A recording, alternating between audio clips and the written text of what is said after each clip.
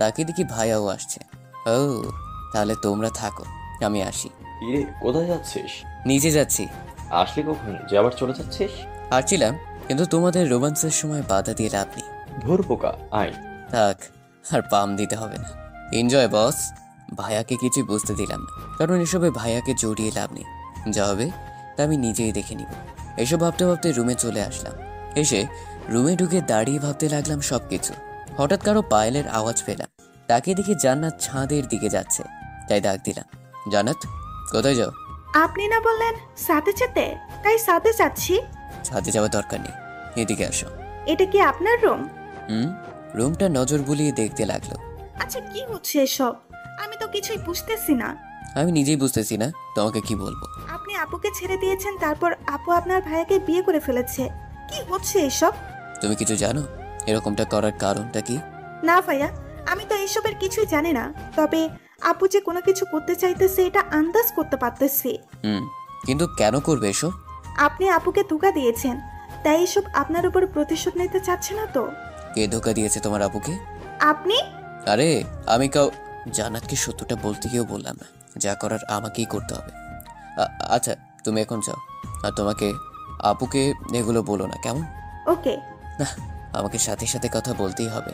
আর ও এতটা স্বাভাবিক হয়ে চলে কিভাবে, এসব ভাবতে হতেই মাথাটা ব্যথা করতে লাগলো। তাই আম্মুকে ডাক দিলাম। কি রে, এভাবে ডাকতেছিস কেন? মাথাটা ব্যথা করছে, একটু টিপে দাও না। কাল রাত জার্নি করে এসেছিস, তাই এরকম। একটু ঘুমিয়ে নে, সব ঠিক। ঘুম আসছে না। তাহলে খেয়ে নে। টেনশনে ঘুম আসবে না, তাই মেডিসিন খেয়ে নেওয়াই ভালো, পরে সবকিছু দেখা যাবে। ওকে, যাও তুমি। আম্মু চলে গেল। আমি একটা ঘুমের ট্যাবলেট খেয়ে শুয়ে গেলাম। কিছুক্ষণ পর হারিয়ে গেলাম ঘুমের রাজ্যে। ঘুম ভাঙে, তাকিয়ে দেখি ভাইয়ার সাথী চেয়ারে বসে আছে। আমাকে চোখ খুলতে দেখে ভাইয়া বলে উঠল, এখন কি অবস্থা তোর? ভালোই, আমার আবার কি হবে? হুম। এখন বাজে কয়টা তাকে দেখেছিস? দেখি সন্ধ্যা 7টা বেজে গেছে, তাই ফট করে উঠে বসলাম। যা, ফ্রেশ হয়ে খেয়ে নে কয়েকটা। আমাকে এখন বাইরে যেতে হবে। কেন? এখন বাইরে কেন যাবে? একটু কাজ আছে, তুই গিয়ে ফ্রেশ হয়ে নিচে চলে আয়। হুম। আর সাথে তুমি গিয়ে ওর জন্য খাবার রেডি করো। আমি উঠে চলে গেলাম ফ্রেশ হতে। ফ্রেশ হয়ে এসে নিচে চলে গেলাম। গিয়ে দেখি ভাবি সব কিছু রেডি করছে। আমি গিয়ে টেবিলে বসে গেলাম, প্লেটটা উল্টে রাখলাম। আমি ভাত দিচ্ছি। থাক, আমি কোনো বেইমানের হাতের খাবার খাই না। হুসাইন, তুমি আমাকে ভুল বুঝতেছো। ভুল বুঝতেছি কিনা তা তো জানি না, তবে তুমি যে একটা চাল চালতেছো এটা আমি জানি। তুমি ভুল ভাবতেছো। থাক, এখন আপাতত খেতে দিবেন ভাবি? হুম। এখানে কথা বাড়ালাম না, কারণ বাসায় সবাই আছে, তাই খাওয়া দাওয়া করে চুপচাপ রুমে চলে আসলাম। তারপর সিগারেট নিয়ে সোজা চলে গেলাম ছাদে।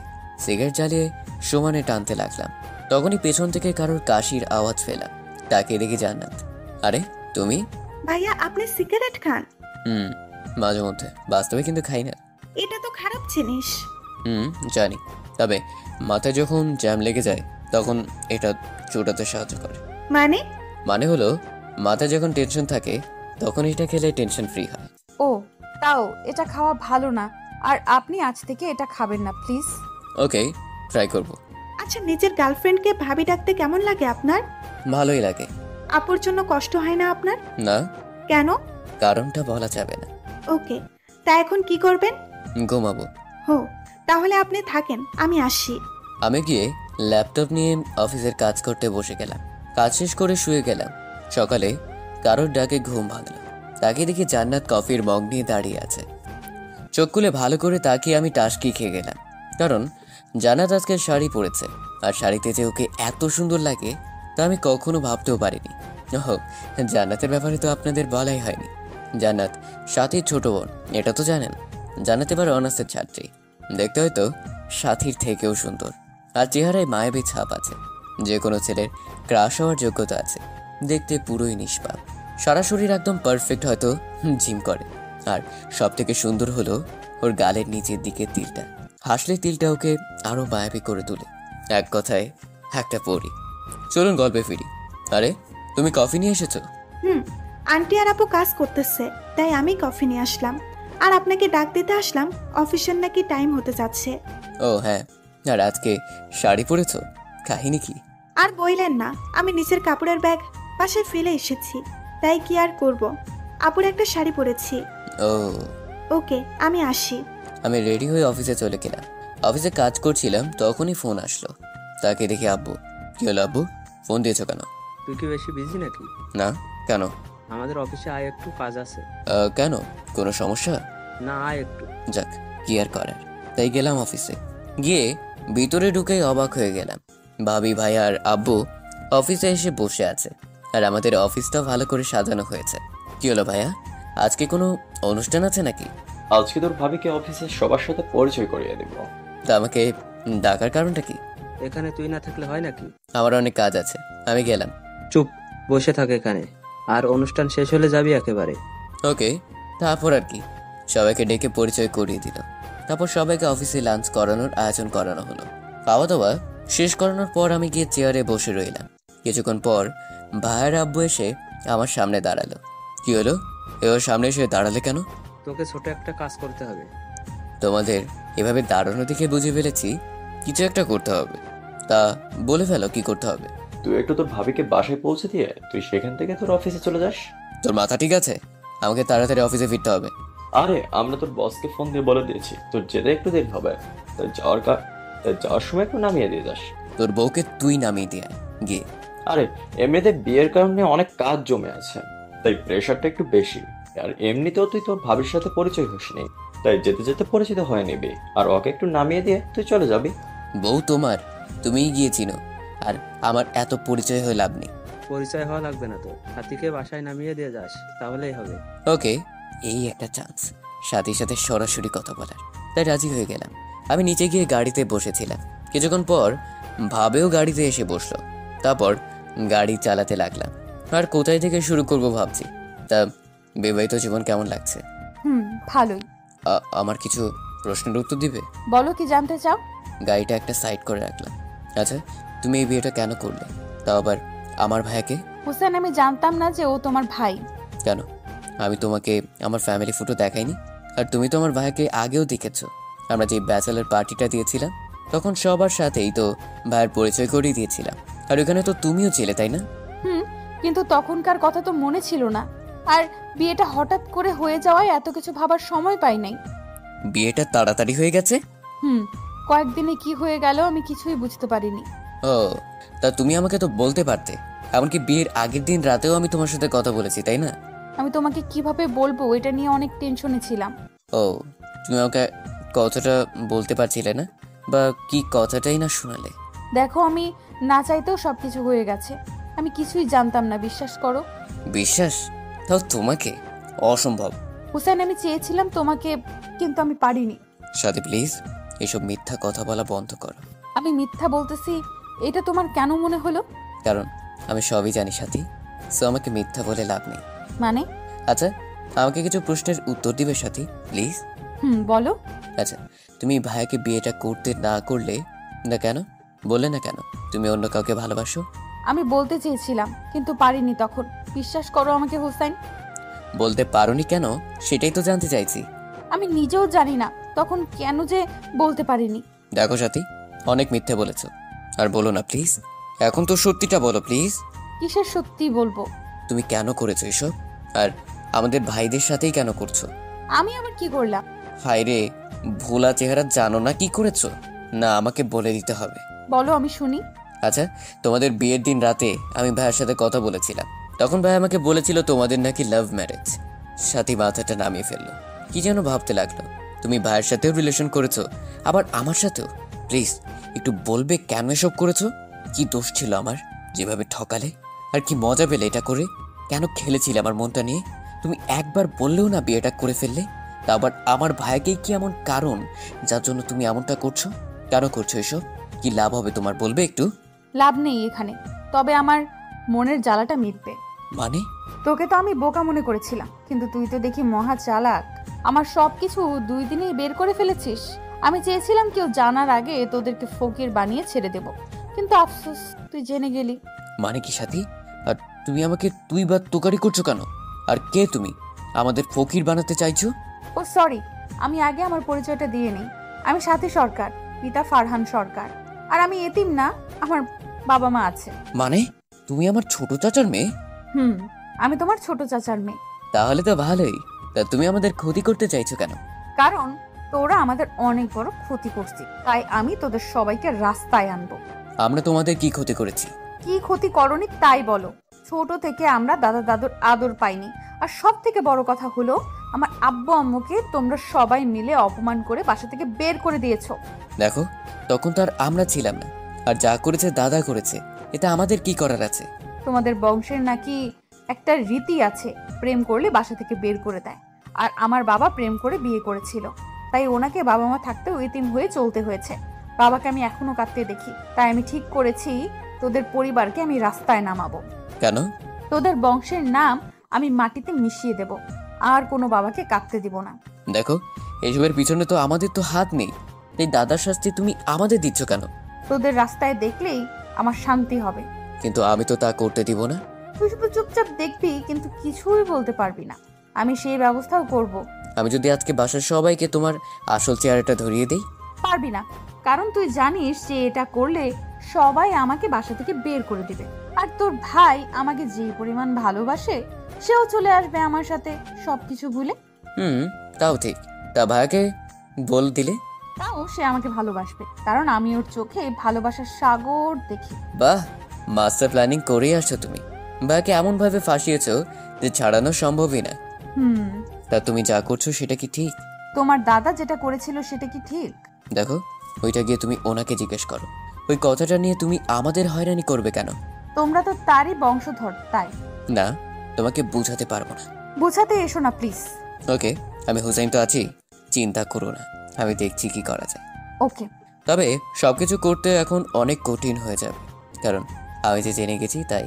আর তুমি এটা করলে কেন? কোনটা? এই যে আমার সাথে রিলেশন করলে, আমার ভাইয়ের সাথেও রিলেশন করলে, এটা কারণটা জানতে পারি? আসলে আমি দেখতে চেয়েছিলাম কে বেশি ইমোশনাল প্রেম নিয়ে, কে আমার জন্য নিজেকে কোরবানি দিতে পারে, আর সেটাতে তোমার ভাইয়া সিলেক্ট হয়েছে। ও, তা এত ভালোবাসা পেয়েও সেটার অবমাননা করবে? না, তোমাদের সবার সাথে আমার স্বামীকে টানছো কেন? আরে ও হলো আমার ভালোবাসা, আর তোমাদের সবাইকে রাস্তায় নামানোর প্রধান হাতিয়ার। ও, তাহলে তো অনেক বড় প্ল্যান করে এসেছো তুমি। হুম। আফসোস, এখন আর সেটা সফল হবে না, কারণ আমি যে দেওয়াল হয়ে গেলাম। আমি দেওয়াল ভাঙতেও জানি। ওকে, সেটা সময় বলে দিবে। ভাবতেও পারিনি তুই এত কিছু বুঝে ফেলবি। আমিও বুঝিনি তোমরা দুই বোন এতটা খারাপ হতে পারো। মানে? মানে তোমরা দুই বোন মিলে এমনটা করতে আসবে সেটা আমি ভাবতেও পারিনি। দেখ, জান্নাত অনেক ভালো মেয়ে, ওই সবের কিছুই জানে না। মানে? মানে এই প্ল্যান আমি একাই জানি। জান্নাত তো এটাও জানে না যে তোরা আমাদের আত্মীয়। জান্নাত এসবের কিছুই জানে না। ও, তার মানে তুমি গল্পে একাই সৈনিক, আর আমার ভাইয়া তোমার প্রধান হাতিয়ার। ওকে, তাহলে এই যুদ্ধটায় আমি কাউকে শরিক করব না। এই যুদ্ধে আমি একাই সৈনিক। বাহ, গুড। তবে একটা কথা, আমার পরিবারের কারোর উপর যেন কোনো শারীরিক ক্ষতি না হয়। তুই কি পাগল? আমি কি এখানে মানুষ মারতে এসেছি নাকি? তাও ঠিক, কিন্তু যদি হয় তখন আমার ভিতরের ভিলেনটাকে দেখতে পাবে বলে দিলাম। আরে ধুর, আমি মারবো না তো, শুধু রাস্তায় নামাবো, কারণ ওদের সব অহংকার আমি মাটিতে মিশিয়ে দিব। ওকে, তোমার প্ল্যানগুলো ভালোভাবে হলেই ভালো হয়। আসার সময় একটাও কথা বললাম না। বাসায় এসে ভাবিকে নামিয়ে দিয়ে আমি সোজা চলে গেলাম অফিসে। সারাদিন কাজ শেষ করে বাসায় এসে ঢুকতেই দেখি সাথী বসে বসে দাদুর সাথে গল্প করছে। মনে মনে ভাবলাম, কি অভিনয় না এটা করতে পারে এই মেয়েটা। এসব ভাবতে ভাবতেই রুমে চলে গেলাম। রুমে এসে বসে বসে ভাবতে লাগলাম, বাসার কাউকে এটা নিয়ে জানানো যাবে না, তাহলে ভাইয়ের উপরে প্রেশারটা যাবে। এমন আছে দাদু বাসা থেকে বেরও করে দিতে পারে, তাই এটাতে কাউকে কিছু না বলে যা করার আমাকেই করতে হবে। কি করা যায় এটা নিয়ে আমাকে চিন্তা করতে লাগলাম। এটা নিয়ে চিন্তা করছিলাম তখনই জান্নাত হুট করে রুমে চলে আসলো। ভাইয়া, আপনার কফি। থ্যাঙ্কস বলে ওর হাত থেকে মগটা নিয়ে নিলাম। জান্নাতকে দেখে মনে হলো ও আমার অনেক কাজে আসবে। আপাতত কিছু ইনফরমেশন বের করতে হবে। জান্নাত, তোমার কি কোনো কাজ আছে নাকি এখন? না, কেন? তাহলে বসো, একটু গল্প করা যাক। বলেন, কি বলবেন? আমি যে ওই সময় কফি খাই, এটা তোমাকে কে বললো? আপু দিয়ে যেতে বললো, তাই দিতে আসলাম। ও, তা তোমাকে তো আজকে পরীদের মতো লাগছে, তা কি তুমি জানো? কি যে বলেন ভাইয়া। শাড়িতে তোমাকে একদম পরীদের মতো লাগছে। কেন জানি এখন তোমাকে দেখতেই মন চাইছে। থাকেন, আমি গেলাম। জান্নাতের মুখ লজ্জায় লাল হয়ে গেল। বলেই চলে যাচ্ছিল, তখনই আমি আবার ডাক দিলাম, জান্নাত একটু শোনো। বলেন। রাতে একটু ছাদে আসতে পারবে? তোমার সাথে কিছু জরুরি কথা আছে। ওকে। একটু মায়াবী সুরে বললাম। যাক, কাজে দিয়েছে। এখন জানাতে থেকে কথা বের করতে হবে এইসব ভাবছিলাম, তখন আম্মু এসে খাবারের জন্য ডেকে গেল। খাওয়া দাওয়া করে রুমে এসে একটা সিগারেট টেনে তারপর ছাদে গেলাম। ছাদে কেউ নেই দেখে জান্নাতকে নক করলাম ছাদে আসতে। তারপর দাঁড়িয়ে দাঁড়িয়ে আবার ভেবে নিলাম কি করব। কিছুক্ষণ পর কেউ পিছনে হাত রাখলো, তাকে দেখি জান্নাত। ভাইয়া কি কিছু ভাবতেছেন? না, ও, তা বলেন, কি বলতে ডেকেছিলেন? আসলে তুমি তো আমাদের পরিবারের সবাইকে চিনো, তাই না? কেন? কিন্তু জান্নাত, তুমি তো তোমাদের পরিবারের কথা আমাকে বললেই না। মানে? মানে তোমাদের পরিবারে কে কে আছে, কে কি করে, মানে তোমাদের ফ্যামিলি ডিটেলস। ও সরি, আসলে আমরা ইউকেতে থাকি, ওইখানের নাগরিক আমরা। আমাদের পরিবারে আমরা 4 জন, আমি, আব্বু আম্মু আর আপনার ভাবি। আমরা বাংলাদেশে এবার ঘুরতে এসেছিলাম, তখনই আপু ঠিক করে ফেলে সে বাংলাদেশে বিয়ে করবে, আর তারপর বিয়েও করে ফেলে। তোমার আব্বু আম্মু বিয়েতে আসেনি কেন? আসলে ইদানিং ব্যবসায় অনেক সমস্যা হচ্ছে, তাই আপু এখন বাসার কাউকেই জানায়নি যে সে বিয়ে করতেছে।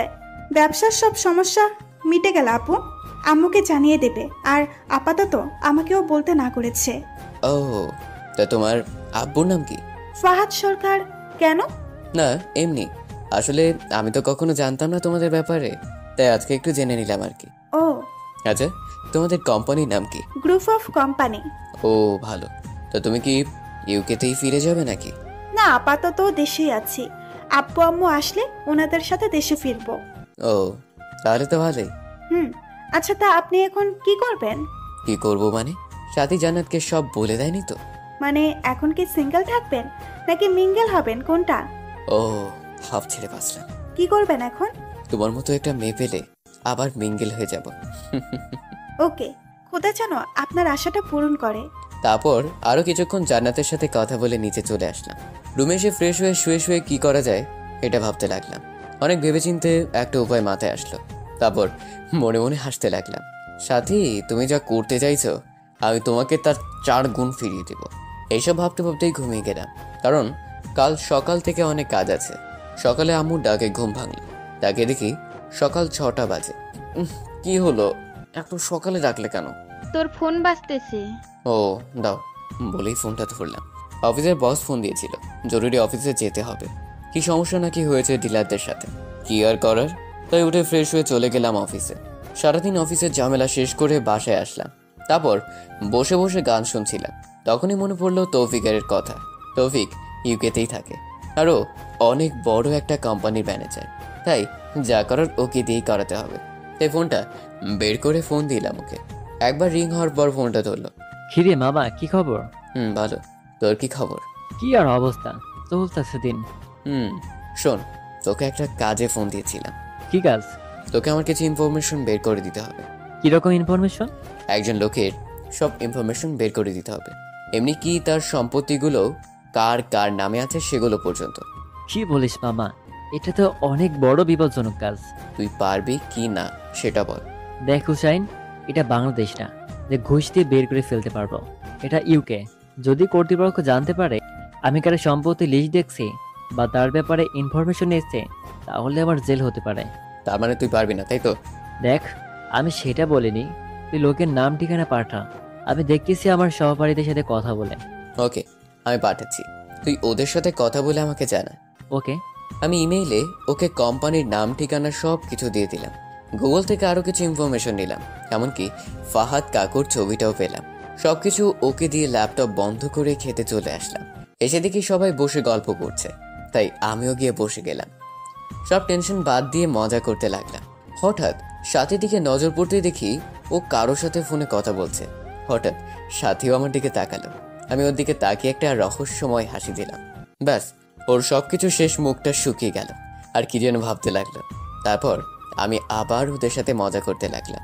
তারপর খাওয়া দাওয়া করে একেবারে রুমে আসলাম। ল্যাপটপটা ওপেন করতে দেখি তৌফিক নক করে রেখেছে। হুসাইন, বের করতে কিছুদিন সময় লাগবে। কিরকম?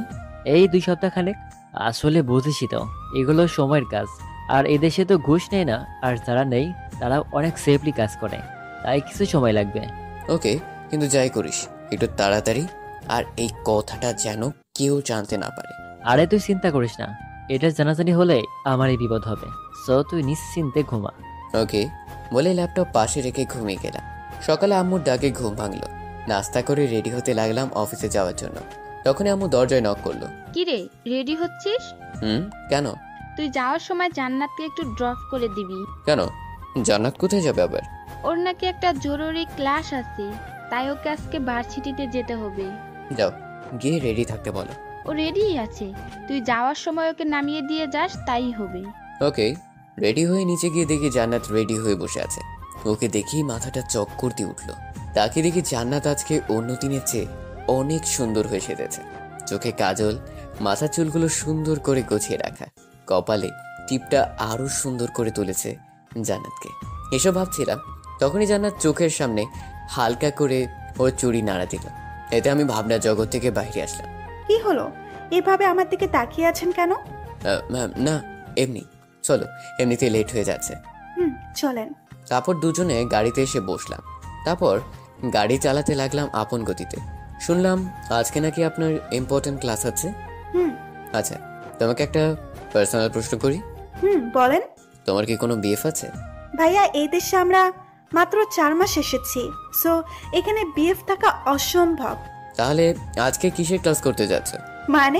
মানে যে মেয়েদের বিএফ থাকে না তাদের তো সাধারণত ইম্পর্টেন্ট ক্লাস থাকে না, তো তোমার আবার কি ক্লাস আছে?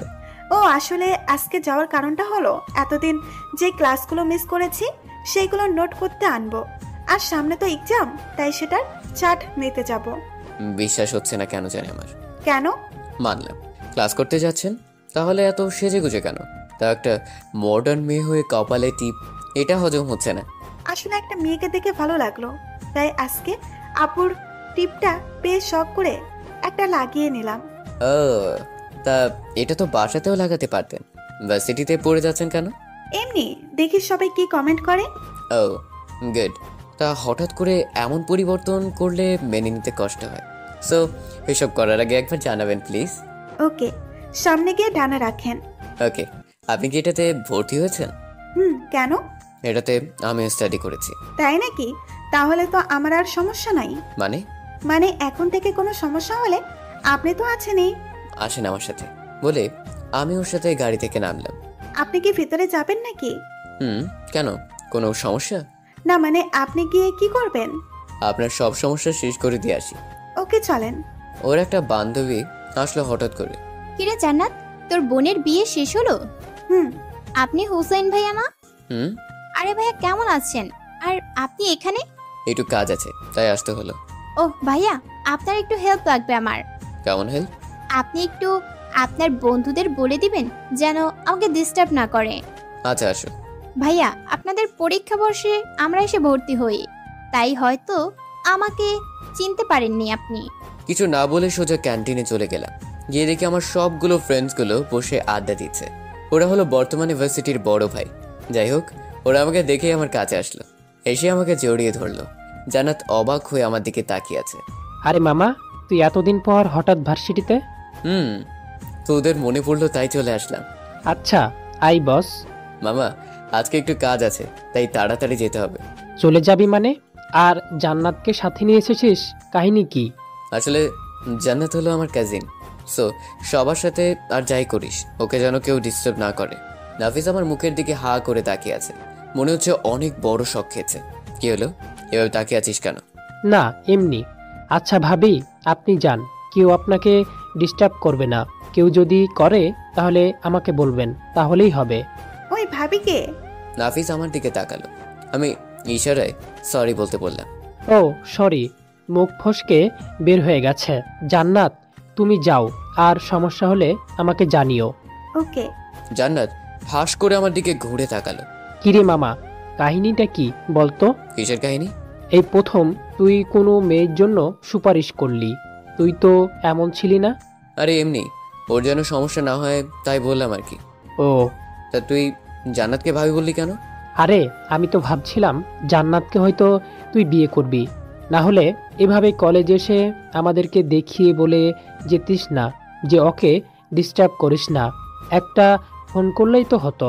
আরে যাচ্ছিলাম এইখান দিয়ে, ভাবলাম তোদের সাথে দেখা করে যাই।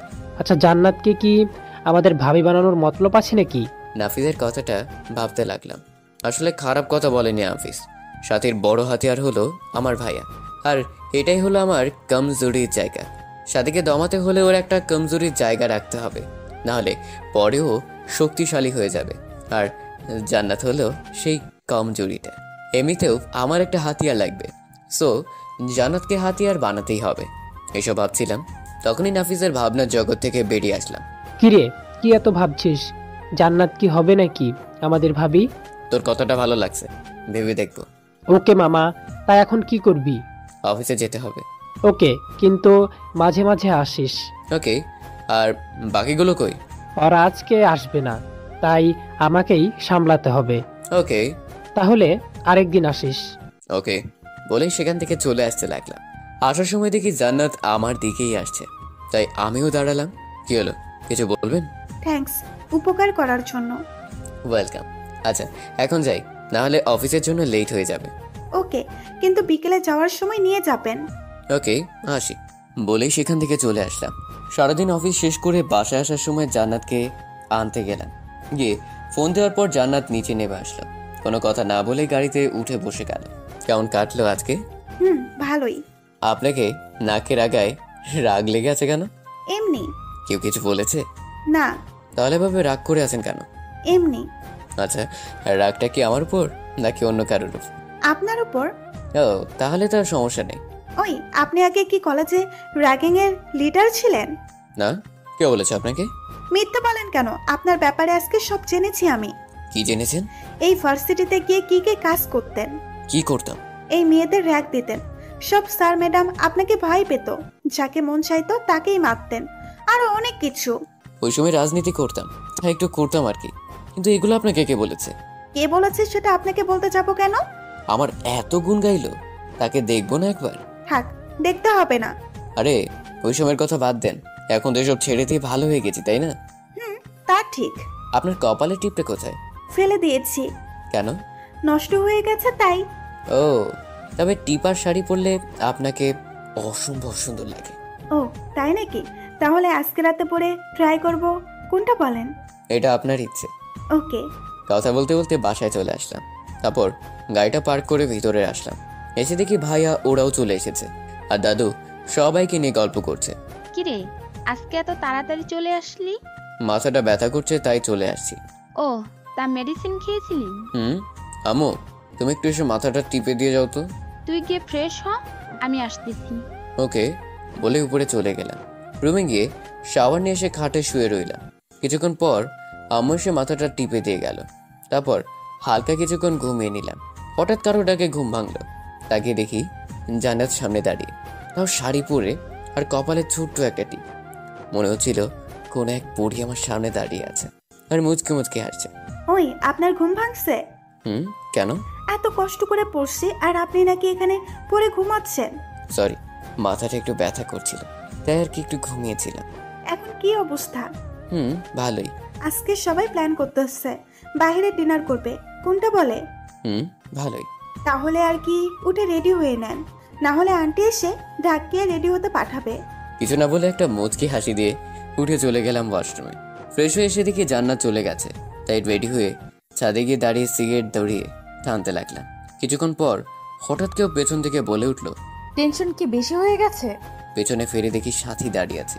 না, প্ল্যান করছি। আমি তো আর আগে থেকে প্ল্যান করিনি, তাই এখন একটু ভাবছি আর কি। লাভ নেই। সেটা সময় না হয় বলবে। ও ভালো কথা, তোমাকে নিচে ডাকতেছে। বাসার সবাই নাকি আজকে বাইরে ডিনার করবে, তাই তোমাকে রেডি হতে বলেছে আম্মা। আমি রেডি হয়ে আছি। ও তাহলে তো ভালোই। আচ্ছা আমি এখন আসি। আমি দাঁড়িয়ে দাঁড়িয়ে আবার সিগারেট টানায় মন দিলাম। সিগারেট শেষ করে রুমে এসে মোবাইলটা নিয়ে নিচে গেলাম। মোটামুটি সবাই রেডি। আমি গিয়ে ভাইয়ের পাশে বসে গেলাম। কি রে, তুই এত তাড়াতাড়ি রেডি হয়ে গেলি? তা হঠাৎ করে এমন অদ্ভুত ডিসিশন নিলা যে? কোন ডিসিশন?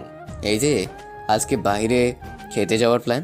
আরে আজ দাদুর সাথে বাজি লেগেছিলাম আর বাজিতে হেরে গিয়েছি, তাই শর্ত অনুযায়ী সবাই মিলে আজ বাইরে খেতে যাব। কিসের বাজি? আমি বলেছি তোর ভাবির হাতের রান্নার স্বাদ ভালো না, আর দাদু বলেছে। থাক, আর বলতে হবে না, আমি বুঝে গেছি। আচ্ছা, তোমাদের কি আর কাজ নেই এসব বাজি লাগা ছাড়া? আছে, কিন্তু সেগুলো শেষ। মনে মনে ভাবতে লাগলাম, আরো মাথায় উঠাও বড় বউকে। তারপর যখন আছাড়টা দিবে না, তখন বুঝবে কত ধানে কত চাল। আর দাদুর উপর রাগটা উঠতেছে। কি দরকার এত আদর করার? বুড়ির জামাইয়ের কারণে আজকে এই সমস্যাটায় পড়তে হয়েছে। কিরে হোসাইন, কি এত ভাবতেছিস? বাস আসলে সেটা কিভাবে নিব? কি? না কিছু না, আব্বুর সাথে কথা বলছিলাম তখনই। কিরে, কি করবি না? ও ভাইয়া তুমি? তা কি করবি না বলতেছিলি? ভাবি জিজ্ঞেস করছিল বিয়ে করব কিনা, আমি বললাম সময় হলে করব না হয়। ও, তা আজ কি তোর অফিস আছে নাকি? কেন? শুক্রবারও অফিস করা শুরু করলি নাকি? আজকে শুক্রবার। ফ্রেশ হয়ে নিচে আই, সবাই একসাথে নাস্তা করব। তোমরা যাও, আমি আসছি বলে উঠে ফ্রেশ হতে চলে গেলাম। ফ্রেশ হয়ে এসে রেডি হচ্ছিলাম, তখনই মোবাইলটা টুং করে উঠলো। মোবাইল নিয়ে তাকিয়ে দেখি সাজ্জাদ টেক্সট দিয়ে রেখেছে, ভাইয়া আজকে রাত 8টায় মুজিবনগর পার্কে চলে আসবেন। ওকে বলে মোবাইলটা রেখে দিলাম। তারপর রেডি হয়ে নিচে চলে গেলাম, গিয়ে দেখি সবাই বসে আছে। ও আসছিস, আয় বস এখানে। বলে আব্বুর পাশে বসে গেলাম। শুনলাম তুই নাকি কোন মেয়েকে পছন্দ করিস, তা কে সে? আছে একজন, সময় হলে বলবো। এবার তো তোর বিয়ে করার পালা, তো বল কবে মেয়েকে আমাদের দেখাবি? নাস্তা খাবো না, চলে যাব। আচ্ছা খা। তারপর নাস্তা করে উপরে চলে আসলাম। রুমে বসে বসে গান শুনছিলাম, তখনই দরজায় জান্নাত নক করলো। আসতে পারি? থাক, আসার দরকার নেই। জান্নাত একটা হাসি দিয়ে ভিতরে চলে আসলো। তা এই সময় কি মনে করে? আপনি আমাকে ওই দিন মিথ্যে বলেছিলেন কেন? কোন দিন? আপনার নাকি গার্লফ্রেন্ড নেই, তা আজকে সবার সামনে তো ঠিকই বললেন আপনার গার্লফ্রেন্ড আছে। আপনি সত্যি একটু সহজ সরল। জান্নাতের কথা শোনার মুখের অবস্থা দেখে আমি হাসি থামাতে পারলাম না, তাই ওর সামনেই হু হু করে হেসে দিলাম। জান্নাতের মুখটা কিছুক্ষণের মাঝে আগুনের মতো লাল হয়ে গেল, আর আমার দিকে অগ্নি চোখে তাকালো। কি হলো, হাসতেছেন কেন? আপনার কথা শুনে। কেন? আমি আবার কি বললাম? আপনি জানেন আমার গার্লফ্রেন্ড নাই, তারপর এসে জিজ্ঞেস করতেছেন। নাস্তার টেবিলে যে বলে আসলেন। সেটা বলেছি মিথ্যে, কারণ এই কথাটা না বললে না ওরা ভাইয়ের মতো আমাকেও ধরে বিয়ে করিয়ে দেবে। সত্যি বলতেছেন তো? কথাটা যেন মনে থাকে। আর বিকেলে কি ফ্রি আছেন? না, তবে সন্ধ্যায় ফ্রি আছি। ওকে, তাহলে আমি এক জায়গায় যাব, আর আপনাকেও নিয়ে যাব। কোথায়? একজনের সাথে পরিচয় করিয়ে দিতে। ওকে, কিন্তু আমাকে 7:30টায় ছেড়ে দিতে হবে। কেন? একজনের সাথে ছোট্ট একটা মিটিং আছে তাই। ওকে। আমি আবার গান শুনে মন দিলাম। সারাদিন শেষ হয়ে গেল। সন্ধ্যায় রেডি হয়ে নিচে গিয়ে দেখি দাঁড়িয়ে আছে হালকা মেকআপে। মেয়েটাকে অনেক সুন্দর লাগছিল। আসেন। তারপর জান্নাতের বলা অনুযায়ী গাড়ি চালাতে লাগলাম। কোথায় যাচ্ছি? বললাম না, একজনের সাথে পরিচয় করিয়ে দেব। ওকে বলেই চুপচাপ করে গাড়ি চালাতে লাগলাম। অবশেষে জান্নাত একটা পুরনো বাড়ির পিছনে গাড়ি থামাতে বলল। আমি কিছু না বলে চুপচাপ গাড়ি থেকে নেমে দাঁড়িয়ে রইলাম। কিছুক্ষণ পর কয়েকটা ছেলে আসলো। জান্নাত ওদেরকে দেখে এগিয়ে গেল, তাই আমিও ওর পিছনে গেলাম। এই যে ও হলো নীল, আমার বেস্ট ফ্রেন্ড। আর নীল, ও হলো তোদের দুলাফাই। হাই ভাইয়া। হ্যালো। জান্নাতের কথা শুনে আমি আকাশ থেকে পড়লাম। কি বললো? আমার মাথাটা ঘুরতে লাগলো। নিজের কানকে বিশ্বাস করতে পারছি না, তাও নিজেকে সামনে নিলাম। আচ্ছা শোনো, ওর একটা হেল্প লাগবে, তাই তোমার সাথে দেখা করতে চেয়েছে। হ্যাঁ বলো ভাই, তোমার কি সমস্যা? আসলে ভাইয়া, আমি গ্রামের ছেলে, শহরে পড়তে এসেছি। আমার শহরে কোনো রিলেটিভ নেই, তাই থাকার জন্য ম্যাচটাই আছে। কিন্তু ম্যাচে নাকি জায়গা নেই। আমি আমার বন্ধুদের কাছ থেকে জানতে পেরেছি ম্যাচে জায়গা আছে, কিন্তু বড় ভাইয়া তা আটকে রেখেছে। ভাইয়া, আপনি যদি একটু ওনাদের বলে দিতেন তাহলে আমার থাকার জায়গাটা হয়ে যেত। আমি ওর কথা শুনে আমি জান্নাতের দিকে তাকালাম। জান্নাত ইশারায় অনুরোধ করলো, ওকে তুমি কালকে নাফিজের সাথে দেখা করো, তাহলেই হবে। থ্যাঙ্কস ভাইয়া। ওয়েলকাম। আর আমাকে এখন যেতে হবে, আমি আসি। ওকে ভাই, ভালো থাকবেন। বলেই জান্নাতকে নিয়ে সেখান থেকে চলে আসলাম। গাড়িতে এসে গাড়ি নিয়ে বাসার দিকে ছুটতে লাগলাম। একটা কথাও বললাম না। সরি, আসলে ওর সামনে আপনাকে আমার স্বামী বানানোর কারণে। বানানোর কারণটা কি? আসলে ও আমাকে পছন্দ করে, হয়তো ভালোবাসে, কিন্তু আমি ওকে ওই নজরে কখনো দেখিনি। তাই এই চান্সে সব সমস্যার সমাধান করে দিলাম। এখন থেকে আর আমাকে পছন্দ করবে না। আমিও সব ঝামেলা থেকে বেঁচে গেলাম। ও, একজনের কাছ থেকে বাঁচতে গিয়ে আর একজনকে স্বামী বানিয়ে ফেললেন। ভালো করেছি। এখন আমাকে বাসায় নামিয়ে দিয়ে আপনি কোথায় যাবেন সেখানে যান। ওকে বলে আপন মনে গাড়ি চালাতে লাগলাম। তারপর জান্নাতকে বাসায় নামিয়ে দিয়ে আমি আবার ছুটলাম সেই মুজিবনগর পার্কের কাছে। সেখানে পৌঁছে কিছুক্ষণ বসে থাকার পর হঠাৎ দেখলাম সাজ্জাদ আর নিলয় ভাই আসছে। তারপর তারা আমাকে নিয়ে একটা বাসার ভেতরে চলে গেল। হোসাইন, তোমার ব্যাপারে সব বলেছে সাজ্জাদ আমাকে। ভাই, আপনার শুধু আমাকে ইনফরমেশনগুলো দিবেন, আপনাদের টিমের বদনাম হতে দিব না, আমি ওয়াদা দিলাম। আর ওই মেয়েটাও জানবে না যে আমি ওর সব প্ল্যান জেনে গেছি। খেলাটা নিচে গিয়ে খেলবো। তুমি আমার ছোট ভাইয়ের মতো, তাই তোমাকে সব হেল্প করব আমরা, কিন্তু দেখো এটা যেন কোনোভাবে লিক না হয়ে যায়। এটা আমার দায়িত্ব, আজ থেকে আপনি এটা নিয়ে চিন্তা করবেন না। আর আপনাদের কোনো হেল্প লাগলে বলবেন। আচ্ছা ঠিক আছে, তাহলে এখন উঠি, অনেক কাজ আছে। তারপর আমি বাসায় চলে আসলাম। এসে রুমে গিয়ে ফ্রেশ হয়ে নিলাম। তারপর খাওয়া দাওয়া করে দিলাম একটা ঘুম।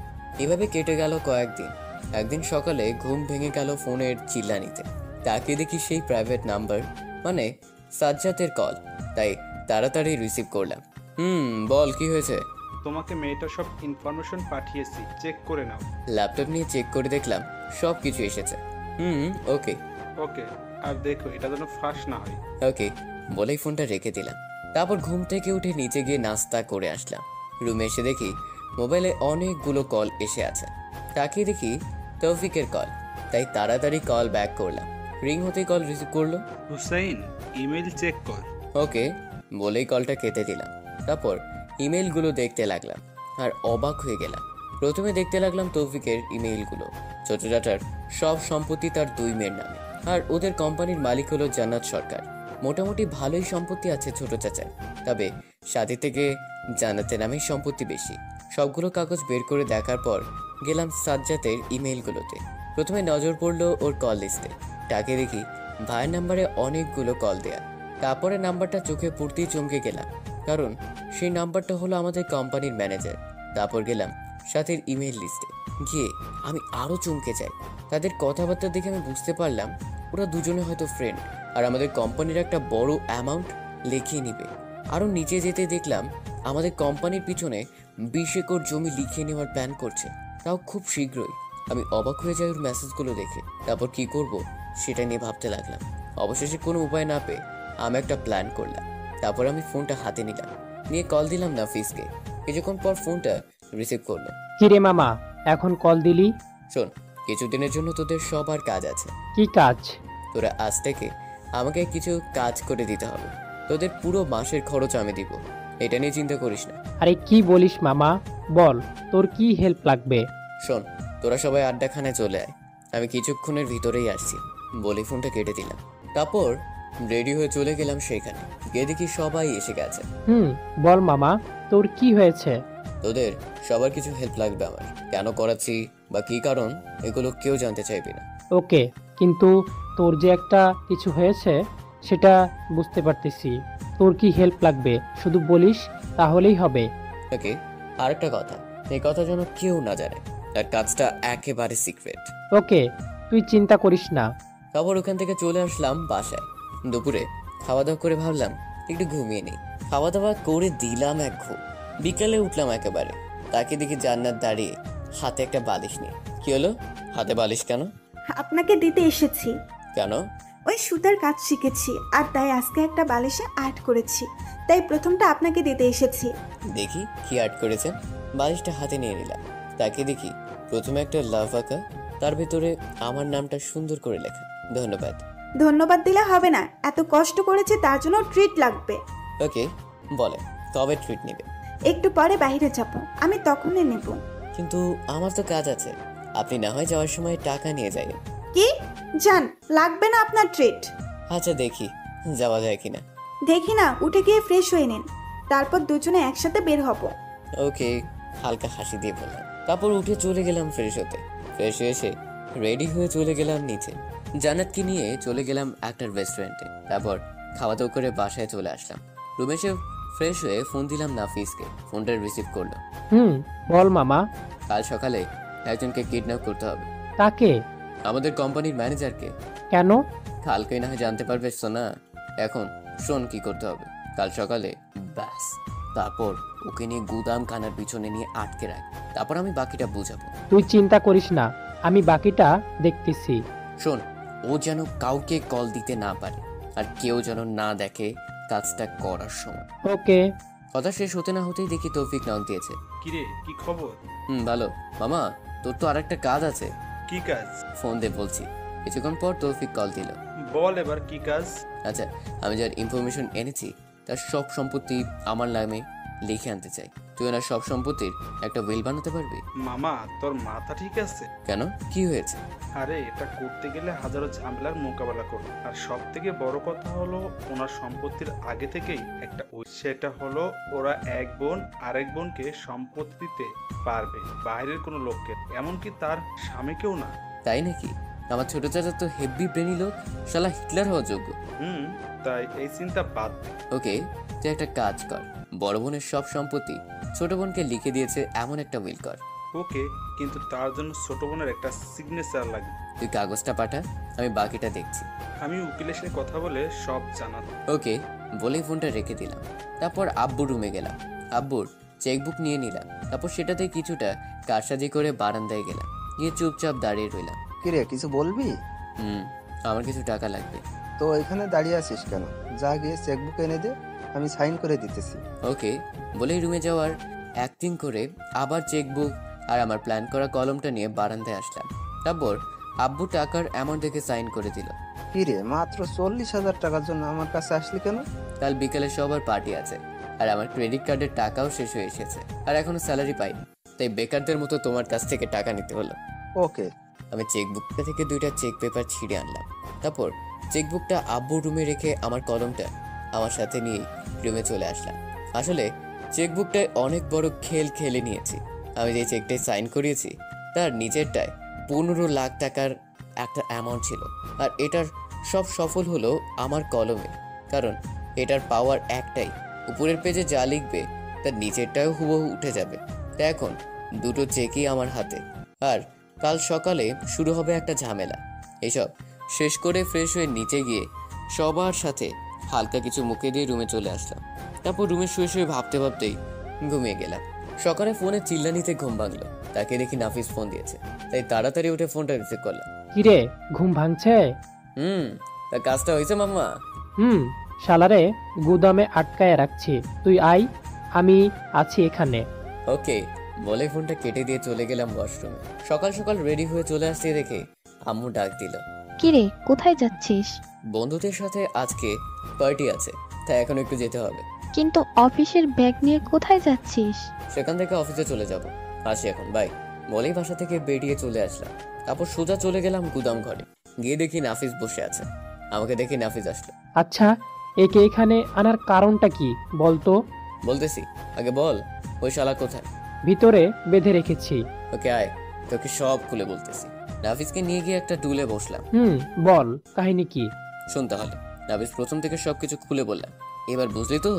শালাকে আগে মারবো, তারপরে তোর বাসায় গিয়ে তোর ভাবিকে মারবো। আরে পাগল থাম, ও তো প্রথমত আমার ভাবি, তারপর আমার চাচাতো বোন, আর ওর রাগ করাটা স্বাভাবিক। তাই বলে তোদেরকে এভাবে নিচে নামানোর প্ল্যান করতেছে? আর আমি ওর সব রাগ ভেঙে দিব, তুই দেখিস। ওকে ভাইয়ের একটা লক্ষ্মী বউ বানাবো আমি। ওকে, তুই শুধু বলবি কি করতে হবে, বাকিটা আমি দেখে নিব। চল গেমের প্রথম পর্বটা খেলে যাই, তারপর দুপুরে বাকিটা খেলবো। আচ্ছা আই। আসলে আমাদের ম্যানেজার একজন ইয়াং ছেলে, বয়স আমার সমান বা তার একটু বড়। রুমে ঢুকতে আমার দিকে তাকালো, অনেক মেরেছে হয়তো নাফিস, চোখ মুখ দেখেই বোঝা যাচ্ছে। স্যার দেখেন না, ওরা সবাই মিলে উঠিয়ে এনেছে, আমি কিছুই করি নেই। ওরা কে বা কারা আমি তাও জানি না। আমি ওদেরকে বলেছি তোকে উঠিয়ে আনতে। কি শালা, আমাদের কোম্পানিতে কাজ করিস, আবার আমার বাবার ক্ষতি করতে লেগে আছিস? সাথী তোকে কত দিবে বলে শোক করাচ্ছে। স্যার কে সাথী? আচ্ছা মনে পড়তেছে না, তাহলে এগুলো দেখ বলে ওদের কথার কিছু রেকর্ডিং চালু করলাম। ম্যানেজার শুনে বড় সড়ো ধাক্কা খেলো, তারপর মাথা নিচু করে বসে গেল। কি হলো, এবার চিনতে পেরেছিস? স্যার প্লিজ, এসবে আমার কোনো দোষ নেই। ম্যাডাম আমাকে টাকার লোভ দেখে হিসাব করতে বলেছে। বুঝলাম, তা কত দিবে বলেছে? বলেছিল 10 লক্ষ টাকা দিবে, আর চাকরিতে রাখবে সারা জীবন। ও তাহলে 15 লক্ষ টাকা তো তোর জন্য অনেক বেশি, তাই না? একটা কাজ কর, তুই এখন ব্যাংকের ম্যানেজারকে ফোন দিয়ে বলবি 15 লক্ষ টাকার চেক পাঠাচ্ছি, সেটার ক্যাশ যেন দিয়ে দেয়। কেন স্যার? তুই আজ থেকে আমাদের হয়ে কাজ করবি, আর এই টাকাটা তোর অ্যাডভান্স। কথাটা শুনে ছেলেটার মুখটা ঝলমল করে উঠল, কিন্তু ও জানে না আমি কি ভাবছি। ওকে স্যার, আপনি যা বলবেন তাই করব। আপাতত ফোন করে ব্যাংকে ফোন করে বল টাকাটা দিয়ে দিতে। কিন্তু স্যার এটার জন্য তো চেক লাগবে। চেক আছে আমার কাছে, তুই শুধু ফোন করে বললেই হবে। আমার ফোন তো ওরা নিয়ে গেছে। নাফিজার ফোনটা এনে আমার হাতে দিল। নে এবার ফোন কর। হাত তো বাঁধা। সমস্যা নেই, আমি কল দিচ্ছি। তুই শুধু কথা বল। তারপর ব্যাংক ম্যানেজারকে কল দিয়ে ফোনটা ওর কানে ধরলাম। ফোন রিসিভ করার পর ছেলেটা বলল লোক গেলে টাকাটা দিয়ে দিতে। তারপর আমি ফোনটা কেটে দিলাম। তারপর নাফিসকে নিয়ে বাহিরে চলে আসলাম। পিছন থেকে ছেলেটা ডাকছিল আর বলছিল, স্যার আমি তো এখন আপনাদের দলে, আমাকে ছেড়ে দিন এবার। কিছু না বলেই বাহিরে চলে আসলাম আমরা। ছেলেটাকে কি ছেড়ে দিব? তুই কি পাগল? আরে ওকে দিয়ে তো আমাদের সব প্ল্যান করতে হবে। ওকে ছাড়লে সবকিছু শেষ হয়ে যাবে। এখন তুই শুধু ওকে দেখে রাখবি আর মোবাইলটা বন্ধ করে রাখবি। আর এই নে চেকটা। চেক দিয়ে আমি কি করব? চেকটা নিয়ে টাকা তুলে নিয়ে আসবি আর এমন লোককে পাঠাবি যেন ওদেরকে কেউ না চিনে আর মুখ যেন সহজে কেউ দেখতে না পায়। ওকে, তুই চিন্তা করিস না। শোন, আমি এখন অফিসে চলে যাই। দুপুরে এসে আর একটা খেলবো। ওকে। আর ওর দিকে কড়া নজর রাখিস আর মারিস না। আর পালাতে যেন না পারে ওইদিকে খেয়াল রাখিস। বলেই চলে গেলাম অফিসে। অফিসে গিয়ে কাজ করছিলাম, তখনই মোবাইলে কল আসলো। তাকে দেখে জান্নাত কল দিয়েছে, তাই ফোনটা রিসিভ করলাম। আপনি কোথায়? অফিসে। কেন? সারা সকাল আপনাকে কোথাও খুঁজে পাইনি, তাই ফোন দিলাম। আমাকে খুঁজতেছিলেন? কেন? এমনি আপনাকে দেখতে মন চাইতেছিল তাই। ও, বিকেলে বাসে আসলে মন ভরে দেখে নিন কেমন। সারাটা দিন না দেখে থাকতে হবে? আমি কি আপনার প্রিয় কেউ হয়ে গেছি নাকি? এটা মনে হলো কেন? না, যেভাবে বললেন সারাদিন না দেখে থাকতে হবে, তাতে কি বুঝবো বলেন? এত বেশি বোঝার দরকার নেই। আপনি এখন একটু ভার্সিটিতে আসতে পারবেন? কেন? এমনি আজকে ক্লাস করতে মন চাইতেছে না, তাই আপনাকে নিয়ে ঘুরতে বের হব। কিন্তু দুপুরে তো আমার কাজ আছে। ওই এত কাজ কাজ করেন কেন? আমি কি আপনাকে সারাদিন আটকে রাখবো নাকি? ওকে, আমি আসছি বলেই ফোনটা রেখে দিলাম। তারপর অফিস থেকে বেরিয়ে চলে গেলাম ভার্সিটির সামনে। গিয়ে দেখি ও দাঁড়িয়ে আছে। বলুন, কোথায় যাবেন এই দুপুরে? আজকে আপনার পছন্দের জায়গায় যাব। আমার পছন্দের জায়গা মানে? মানে আপনার পছন্দের জায়গায় আমি আর আপনি গিয়ে ঘুরে আসব। আমার পছন্দের জায়গাটা সন্ধ্যায় খুব ভালো সাজে। এখন কোনো কিছুই পাবো না। ওকে, তাহলে সন্ধ্যায় যাব। আপাতত চলেন, হালকা কিছু খেয়ে নেই। সকাল থেকে কিছুই খাইনি। কিছু খাননি কেন? আজকে উঠতে একটু দেরি হয়ে গেছে। তারপরে আপনাকে খুঁজতে গিয়ে ভার্সিটির টাইম হয়ে গিয়েছিল, তাই খাওয়ার সময়টাই পাইনি। ও, আসেন তাহলে কোথাও গিয়ে খেয়ে নেই। চলেন। সকাল থেকে এখনো কিছু খাইনি, তাই ভাবলাম কিছু খেয়ে নেওয়া ভালো। তারপর দুজনে গেলাম একটা রেস্টুরেন্টে। হালকা কিছু খাওয়া দাওয়া করে নিলাম। এবার বলেন, আমাকে কেন সকালে খুঁজছিলেন? বলা যাবে না। ওকে, তাহলে চলেন। আপনাকে ভার্সিটিতে নামিয়ে দিয়ে আমাকে একটু অফিসে যেতে হবে। ওকে চলেন। তারপর জান্নাতকে ভার্সিটিতে নামিয়ে দিয়ে আসতে লাগলাম। তখনই ফোনটা বেজে উঠলো। তাকে দেখি নাফিস ফোন দিয়েছে, তাই গাড়িটা সাইড করে ফোনটা রিসিভ করলাম। বল। মামা, টাকাটা তুলে আনছি। ওকে, তোর কাছে রাখ, আমি বিকেলে আসতেছি। ওকে। তারপর আবার গাড়ি চালাতে লাগলাম। তখনই জান্নাত বলে উঠলো, কে ফোন দিয়েছিল? কলিগ। ও। তারপর সোজা জান্নাতকে নিয়ে ভার্সিটিতে নামিয়ে দিয়ে আমি চলে গেলাম অফিসে। হাতে সব কাজ শেষ করে বসকে সব বুঝিয়ে দিয়ে 2টার দিকে অফিস থেকে বেরিয়ে গেলাম। সোজা চলে গেলাম গোদামে। গিয়ে দেখি নাফিস বসে আছে। আমাকে দেখে উঠে আসলো। কিরে, কি অবস্থা ছেলেটার? বেঁধে রেখেছি। আয়, লাস্ট ম্যাচ খেলে দিয়েই যাই। চল।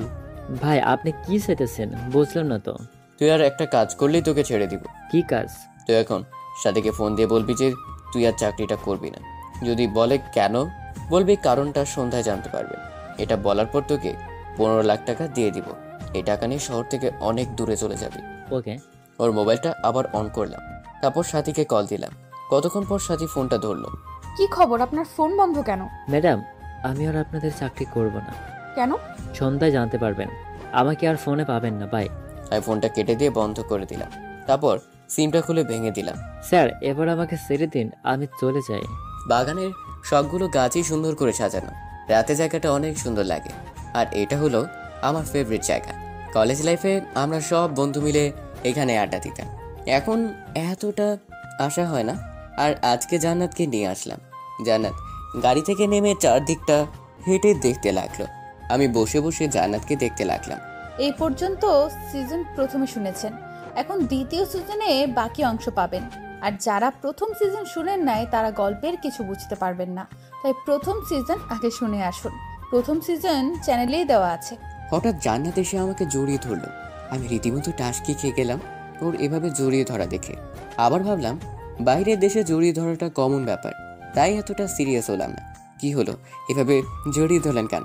আপনাকে একটা কথা বলবো আমি। বলেন। আমি আপনাকে জান্নাত আর কিছু বলার আগে আমার ফোনটা বেজে উঠলো। তাকে দেখি নাফিজের কল, তাই ফোনটা পিক করলাম। কিরে, এখন ফোন দিলি কেন? মামা, টাকাটা কি করব? তুই কোথায় এখন? বাসায় বসে আছি। কাল সকালে আমার অফিসে নিয়ে আসিস। পাশে কেউ আছে নাকি? কে আছে রে মামা? জান্নাত। ও, তা তুই এখন কোথায়? বাসার ছাদে। ও, ছেলেটার কি খবর? ভালোই। চাচার আপনাকে সব বুঝিয়ে দিয়ে আসছি। ও, সারাদিন কিছু খেতে দিয়েছিস নাকি এমনি আছে? খাইয়ে দিয়ে এসেছি। ওকে, কাল সকালে দেখা হবে। তাকে দেখে জান্নাত অগ্নি চোখে আমার দিকে তাকিয়ে আছে। কি হলো, এভাবে তাকিয়ে আছেন কেন? না, এমনি। বাসায় চলেন। ও, কি না বলবেন বলেছিলেন? বলার ইচ্ছে নেই, বাসায় চলেন। আমার থেকে ফোনটা বড় হয়ে গেছে আপনার কাছে। ও, এই কারণে রাগ করেছেন? কোনো কিছু না বলে অন্যদিকে তাকিয়ে রইল। যেটা বলছিলেন সেটা এখন বলবেন নাকি পরে? মুডটাই খারাপ করে দিছেন, অন্য সময় বলবো। ওকে, তাই এখানে থাকবেন নাকি বাসায় যাবেন? বাসায় যাওয়াটা ভালো। ওকে, তাহলে চলেন। চলেন। কি ভাবছেন? আচ্ছা, ফোনটা কে করেছিল? কেন? আমার কথায় বেরিয়ে দেওয়া মানুষটার নাম জানতে হবে আমাকে। সামি ফোন দিয়েছিল, আমার কলিগ। ও। আর কোনো কথা না বলে সোজা বাসায় চলে আসলাম। জান্নাত বাসায় চলে গেল। আমি গাড়ি নিয়ে গেলাম গোদামে। গিয়ে দেখি রহিম চাচা, রুমা আপা বসে আছে। আমাকে দেখে আমার কাছে আসলো। বাবা, কেমন আছো তুমি? এই তো ভালো। তা আপনাদের কি অবস্থা? এই তো ভালো। তা বাবা, এই পোলারে আটকায় রাখছো কেন? চাচা, ও আমাদের পরিবারের ক্ষতি করতে চায়, তাই ওকে এখানে কিছুদিনের জন্য আটকে রেখেছি। ও চাচা, সবকিছু ঠিকঠাক আছে? হ্যাঁ বাবা, এমনিতে সবকিছু ঠিকঠাকই আছে। চাচা, ও যদি মরেও যায় তা ওর হাত পায়ের ভান আপনারা খুলবেন না। আর ও যদি চেঁচামেচি করে তাহলে হিমেলকে কল দিবেন। ওকে? আচ্ছা বাবা। আমি ওনাদের সবকিছু বুঝিয়ে দিয়ে আমি বাসায় চলে আসলাম। তারপর হালকা কিছু খেয়ে দিলাম একটা ঘুম। সকালে কারো ডাকে ঘুম ভাঙলো। তাকিয়ে দেখি সাথী, তাই উঠে বসলাম। কি হলো, অফিসে যাবে না? তা হঠাৎ সকাল সকাল আমার রুমে? না, এমনি। ও, তোমার প্রতিশোধ নেওয়ার ইচ্ছে কি মরে গেছে নাকি? এমনটা মনে হওয়ার কারণটা কি? প্রায় 3 মাস হয়ে গেল এই বাড়িতে আসলে, তাও এখনো কোনো ক্ষতি করলে না, নাকি আমাদের পরিবারের ভালোবাসাই তোমাকে বদলে দিয়েছে? কোনটা? সেটা সময় বলে দিবে। আপাতত তুমি অফিসে যাও। বলে উঠে চলে গেলাম ওয়াশরুমে। রেডি হয়ে গেলাম নিচে। নাস্তা করে অফিসে চলে গেলাম। সারাদিন কাজ করে বিকেলে বাসায় আসলাম। বাসায় এসে ফ্রেশ হয়ে নিচে বসে বসে অপেক্ষা করতে লাগলাম কুরিয়ার জন্য। প্রায় সন্ধ্যার দিকে কুরিয়ারটা আসলো। রুমে নিয়ে পেপারগুলো চেক করে নিলাম। তারপর সেটাকে লকারে রেখে দিলাম। এখন সুযোগ খুঁজতে হবে জান্নাতের থেকে সাইনটা করিয়ে নেওয়ার। সন্ধ্যায় বসে বসে মোবাইল টিপতেছিলাম, তখনই জান্নাত আসলো। সারাদিন কোথায় ছিলেন? কেন, অফিসে। ও। এটা বলেই জান্নাত আমার পাশে শুয়ে পড়লো। আমি কিছুটা অবাক হয়ে যাই ওর এমন আচরণ দেখে। আমি বিছানা থেকে উঠে সোফায় গিয়ে বসলাম। জান্নাত কেমন করে যেন আমার দিকে তাকিয়ে আছে। ওই, আপনি এখান থেকে উঠে গেলেন কেন? দেখেন, এটা বাংলাদেশ। এখানে অবিবাহিত দুজন ছেলে মেয়ে একসাথে শুয়ে থাকলে সমস্যা। আপনিও কি এটা মনে করেন? আমি মনে করি না, কিন্তু আমার দাদু আগের কালের মানুষ। আর বিশেষ করে তোমার আপু দেখলে তো কি না কি ভাববে, অথবা ভাইয়া দেখলে ভাববে আমি ওনার শালির সাথে লাইন মারছি। ইসলামিক দৃষ্টিতে পাশে শোয়া তো দূরের কথা, দেখা করা পর্যন্ত হারাম। জান্নাত কিছু না বলে মুখটা বাঁকিয়ে ভেঙচি কাটলো। আচ্ছা, আপনি এখানে আসার কারণটা জানতে পারি? কারণটাই তো কালকে বলতে চেয়েছিলাম, কিন্তু আপনি শোনেননি। তা এখন বলা যাবে না, আবার সময় আসলে বলবো। তা কবে আসবে সময়টা? এখানে আসেন, তারপর বলবো। না, আগে বলেন। আপনি আসবেন না আমি আসবো? মানে হলো আমি আপনার পাশে বসে সেই কথাটা বলতে চাই। কেন, কি এমন কথা যে পাশে বসে বলতে হবে? সেটা বলার জন্যই তো বসতে চাই। ওকে, আসেন। না, যে কথাটা বলবো সেটার জন্য এই জায়গাটা পারফেক্ট না। মানে জান্নাতের কথা কিছুই মাথায় ঢুকছে না। মানে কথাটা সুন্দর একটা জায়গায় বলতে হবে। কি এমন কথা যে বলার জন্য মুড বা জায়গা পারফেক্ট হতে হবে? সময় হলে বলবো। ও, তা এখন কি করবেন? বয়ফ্রেন্ড থাকলে ঘুরতে যেতাম, কিন্তু এখন বাসাতেই থাকতে হবে। এত খোঁচা দিয়ে কথা বলছেন কেন? এমনি। আচ্ছা চলেন না, বাইরে থেকে ঘুরে আসি। বয়ফ্রেন্ড বানানো ধান্দা নাকি? কিছুক্ষণের জন্য ওই রকমই। এখন চলেন, বাইরে ডিনার করে আসবো একেবারে। ওকে, আপনি বসেন, আমি রেডি হয়ে আসি। বলে ফ্রেশ হতে চলে গেলাম। ফ্রেশ হয়ে রেডি হয়ে নিচে গিয়ে দেখি জান্নাত এখনো আসেনি। তাই সবার সাথে আমিও একটা আড্ডা দিতে বসে গেলাম। ভাইয়া, ম্যানেজারের কি খবর? পুলিশের কাছে কমপ্লেন করে এসেছি, বাকিটা ওরাই দেখে নেবে। ওকে, তা তুই হানিমুনে যাবি না? তুই কোথাকার কথা কোথায় নিয়ে লাগাচ্ছিস? মানে তুই না ম্যানেজারের কথা বলছিলি, তাই এখন আবার হানিমুনের কথায় গেলি কেন? তো কি হয়েছে? তুমি যাবি কবে সেটা বল। না রাখ, আব্বুকে বলে দেখি। বলে আব্বুকে ডাক দিলাম। ভাইয়া আটকাতে গিয়েও পারলো না। আব্বু, ভাইয়া আর ভাবি হানিমুনে যাবে না? ভালো কথা মনে করিয়েছিস। ওই হুসাইন, তুই কি শুরু করলি? ওদেরকে হানিমুনে পাঠানোর ব্যবস্থা করতেছি আমি। এই তো আমার আব্বুর মতো কথা বলছো। আব্বু, তুমি ওর পাগলামিতে তাল দিচ্ছ। তুই চুপ থাক। কি নিয়ে কথা হচ্ছে? তোমার দুলাভাইকে হানিমুনে পাঠানোর প্ল্যান করছি। ও তাই নাকি? দুলাভাই গিয়ে কয়েকদিন বাহিরে গিয়ে ঘুরে আসেন। কি রে জান্নাত, কোথাও যাবি নাকি তুই? আপাতত আমি বাহিরে যাব, কিন্তু কিছুদিন পর তোকে বাহিরে পাঠানো হবে। মানে? তোদেরকে হানিমুনে পাঠানো হবে। সাথীর মুখটা লজ্জায় লাল নীল হলুদ হয়ে গেল। সাথী এখানে আর না দাঁড়িয়ে চলে গেল রুমে। ওকে, তোমরা থাকো, আমি একটু বাইরে যাব। আমাকে প্যারায় ফেলে চলে যাচ্ছিস? আমিও তোকে দেখে নিব। আচ্ছা, দেখে নিস। বলেই বাইরে চলে আসলাম। জান্নাত তো চলে আসলো আমার পিছু পিছু। দুজনে এসে গাড়িতে বসলাম। তা কোথায় যাবেন বলেন? আপনি যেখানে নিয়ে যাবেন সেখানে। চলেন আপাতত গিয়ে একটু ঘুরে আসি সিনেমা হল থেকে। বাস্তবে সিনেমা হলে কোনোদিন যায়নি। সিনেমা হল এখনো চলে এদেশে? কি মনে হয়? বলে গাড়ি স্টার্ট দিয়ে চালাতে লাগলাম। আচ্ছা, এখন কি মুভি চলবে? আসেন আপাতত গিয়ে ফিল্ম দেখি, পরে না হয় ডিনার করব। আপনি কি এর আগেও কখনো মেয়ে নিয়ে গিয়েছিলেন কখনো সিনেমা হলে? মানে আমার আপুকে নিয়ে বা তার আগে গার্লফ্রেন্ড নিয়ে গিয়েছিলেন সিনেমা হলে? গিয়েছি, তবে মেয়ে নিয়ে যাইনি। আপনাকে নিয়ে প্রথম যাব। ওকে। তারপর দুজনে গিয়ে বসলাম সিনেমা দেখার জন্য একটা কোনার সাইডে। সিনেমা শেষ হলে দুজনে বাইরে বের হলাম। তারপর গিয়ে দুজনে ডিনার করে নিলাম। তারপর বাসায় ফিরে আসলাম। Thank you so much. Thanks কেন? এই যে আপনার জন্য এত সুন্দর একটা সময় কাটালাম তার জন্য, বুঝছেন? ও, ওয়েলকাম।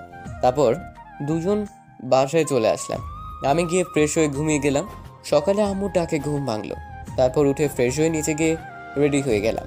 গিয়ে নাস্তা করে অফিসে চলে গেলাম। অফিসের কাজ শেষ করে বাসায় চলে আসলাম।